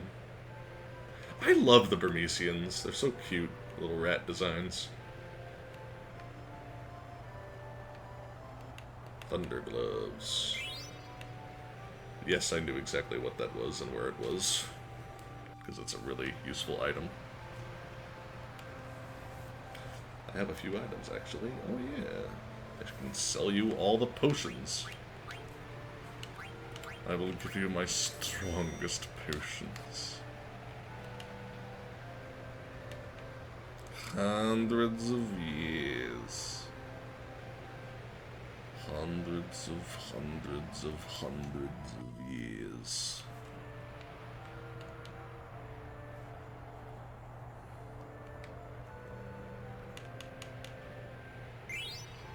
Geishel grains. We're so happy the Cleyrans decided to take us in. Good for you. That sounded sarcastic, but I'm glad that you're not being traumatized by war. Fucking Burmesians. Sad-ass story. They had a mushroom. Another important scene. Mushroom! I love Quina. I don't care what anyone says. He's one of the best. I never seen this kind of mushroom before. I hope it's edible, because I'm about to find out. I'm gonna eat it either way. Are you a friend of that strange apron-clad individual? Special. Very special. What's with her animation? Hold on a second. She's glitched out! Oh no. She's not. Get your shit together. Follow her example.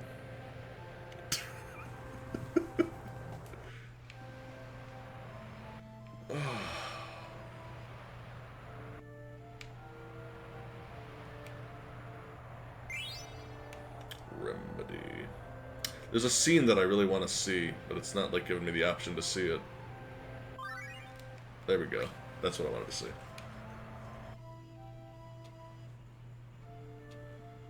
You bastard! You killed my father! Bastard! Bastard! Bastard!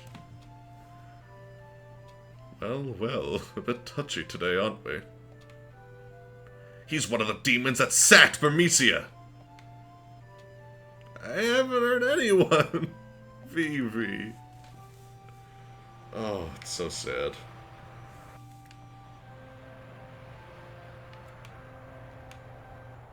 I don't think that kid was a pointy-hat demon.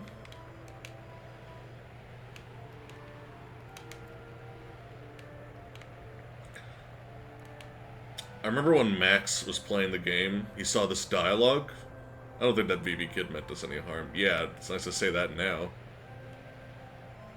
But if you talk to him again, He sells you important shit. Including this. That's really important. Mithril Rod. Don't think I need another one of those. 3 ice staffs for no reason. Bone wrist. Mithril armlet.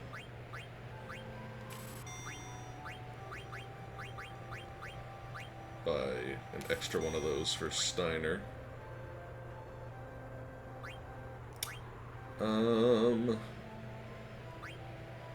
Bandana. They're useful for synthesis. Oh, finally, Mage's hat. It's one of the better hats.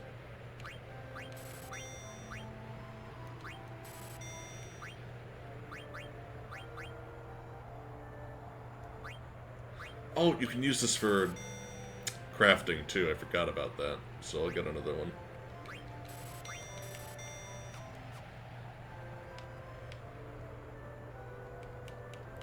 Any items around here? I think that there's a few. Did I already get the thing up here? I know there's something around here. Oh, man. I love this little area. It's so cute. All the flowers in the windows. Okay, let's check out the inn.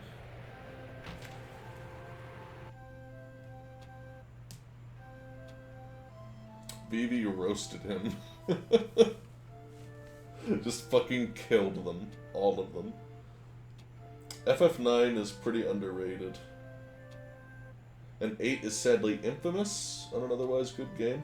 I want to try 8. I never really had a chance to. I could have bought it at the fucking Steam sale. Not that it makes that much of a difference. It's cheap as shit, but still. Should have gotten it. I got the Steam version of 7 instead, which was a mistake. They gave all the characters in 7 mouths. And they look like they were drawn on with like a black Sharpie marker. Like a thick one. It looks horrible. It like makes... I don't know how they managed to make the graphics look even worse in 7. But honestly, just don't get the Steam version. I'm probably going to have to emulate the PlayStation one because...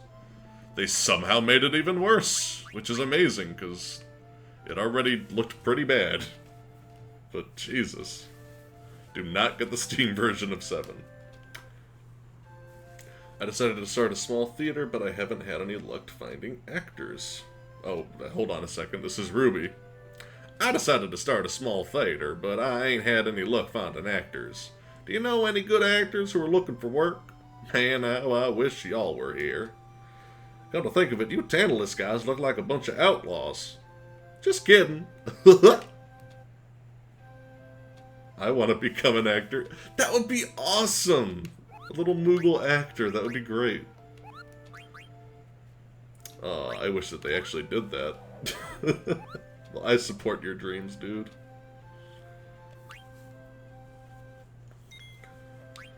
Oh. Let's see. How far along is your game? The game that I'm making? It's basically in the early development stages. There's a playable demo and everything, but it's even that is like more proof of concept for the sake of feedback. Hey, I saw that. I don't even know if I've ever gotten that before.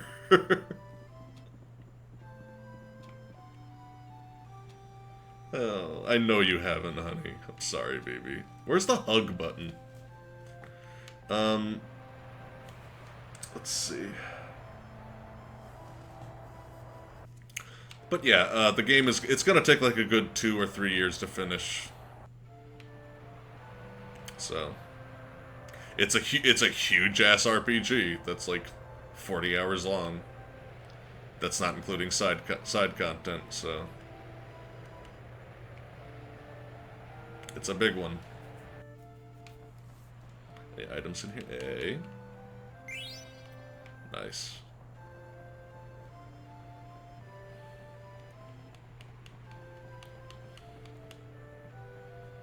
I like the way that they do these little cutouts so that you can see in the building, but also see a bit of the outside, just to get an idea. It's good stuff.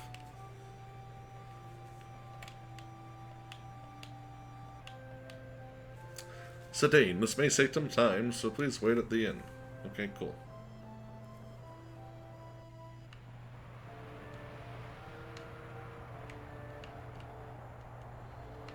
Oh, man.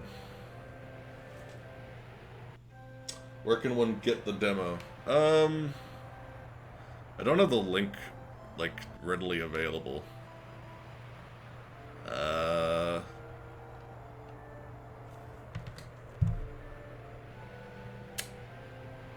You know, okay, I don't want to put it in Twitch chat, is the thing. But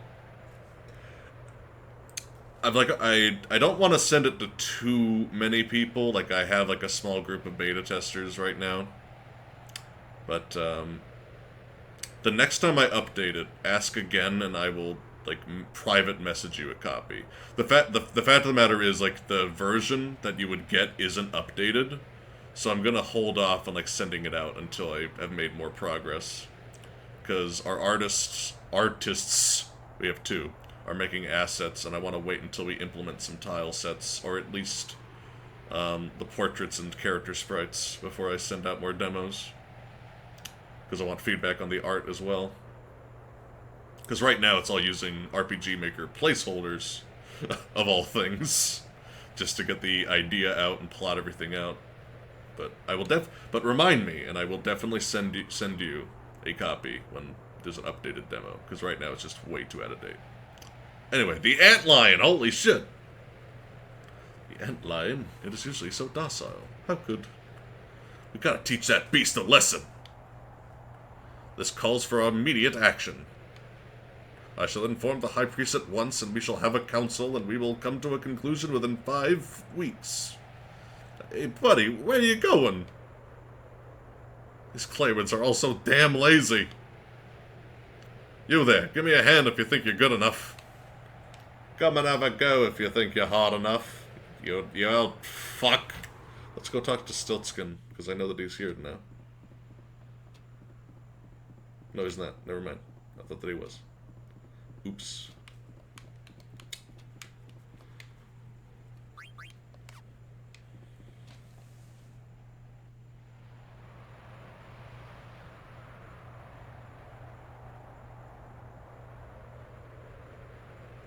The only bad thing in this game is that they made the action button and the climbing down button the same, frustrating when playing Chocobo. The action button and climbing button. Yeah, I mean, yeah. I don't know exactly what you're saying about the Chocobo, but it is a little annoying when, like, you're trying to examine an area for items and you accidentally end up talking to someone instead. Oh! Shit. I just realized that I missed something really important that I can't do. Hold on.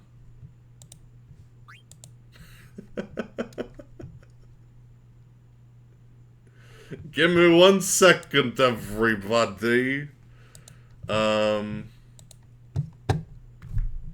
This is important to me. Sorry.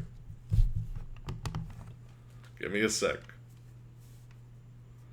Thankfully, I have a save.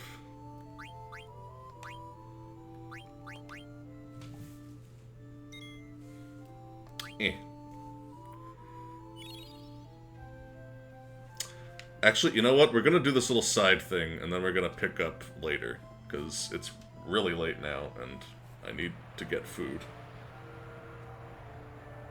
Mistake unfollowed. Hey! I can correct it. I caught myself. It's a little... you have a magical journey with Queena. See? Look, he's pouting and looking into the sand. I'm so hungry now. Even Spiral here start to look like ice cream. Ah! What are you doing, Queena? So dizzy. Sometimes you're so annoying. Ugh. Fall down far! Oh, I wish that he landed on him. That was a missed opportunity. Too scary, but good thing we exercise. Hey, a treasure chest. It's about time we got a lucky break. But I bet there are no yummy yummies, or they rotten anyway. Oh, Queena. So now, yes, I have to climb up the fucking tree. But we did get a piece of equipment that we otherwise wouldn't for a long time. Ability up, that's great. I'm gonna give that to you now.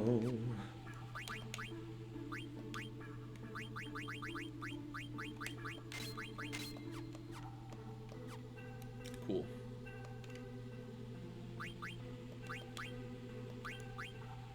Whoa, listening to the song with only one headphone is really surreal. This track.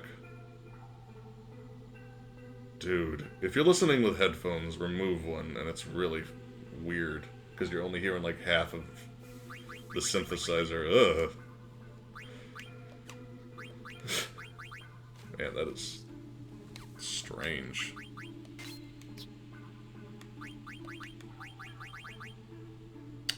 Mage's hat. Yeah, I'm gonna get to a save point.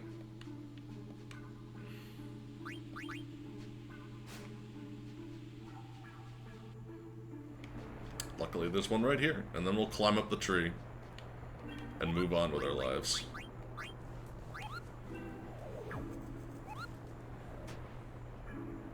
They have ice cream in this universe. More confirmed information. I know, right? World building.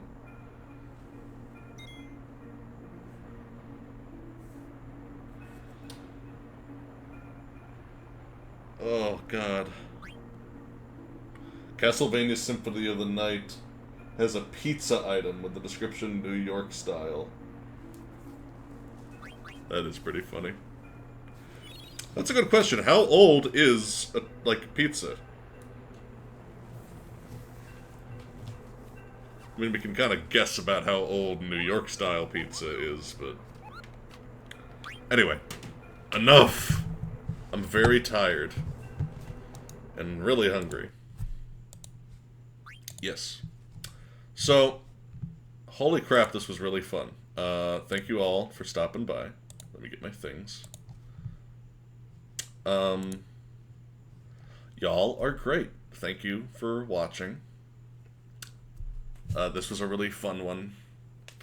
I hope that you guys join me next time. I'm going to try to upload these archives in a more timely manner. And I'm going to also look into like what I want to do in terms of Pokemon, because I don't think I want to do a full playthrough. I think I just want to like use Pokemon as a way to like hey, let's hang out, let's chat. Let me show you some Pokemon I'm already raising. Like I don't want to do a full playthrough of fucking Pokemon.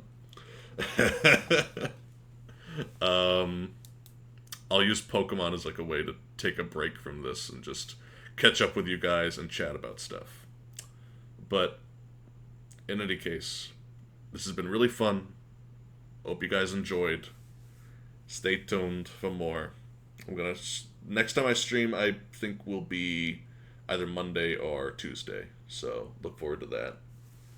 But yeah, I love you guys. Bye-bye. Bye-bye.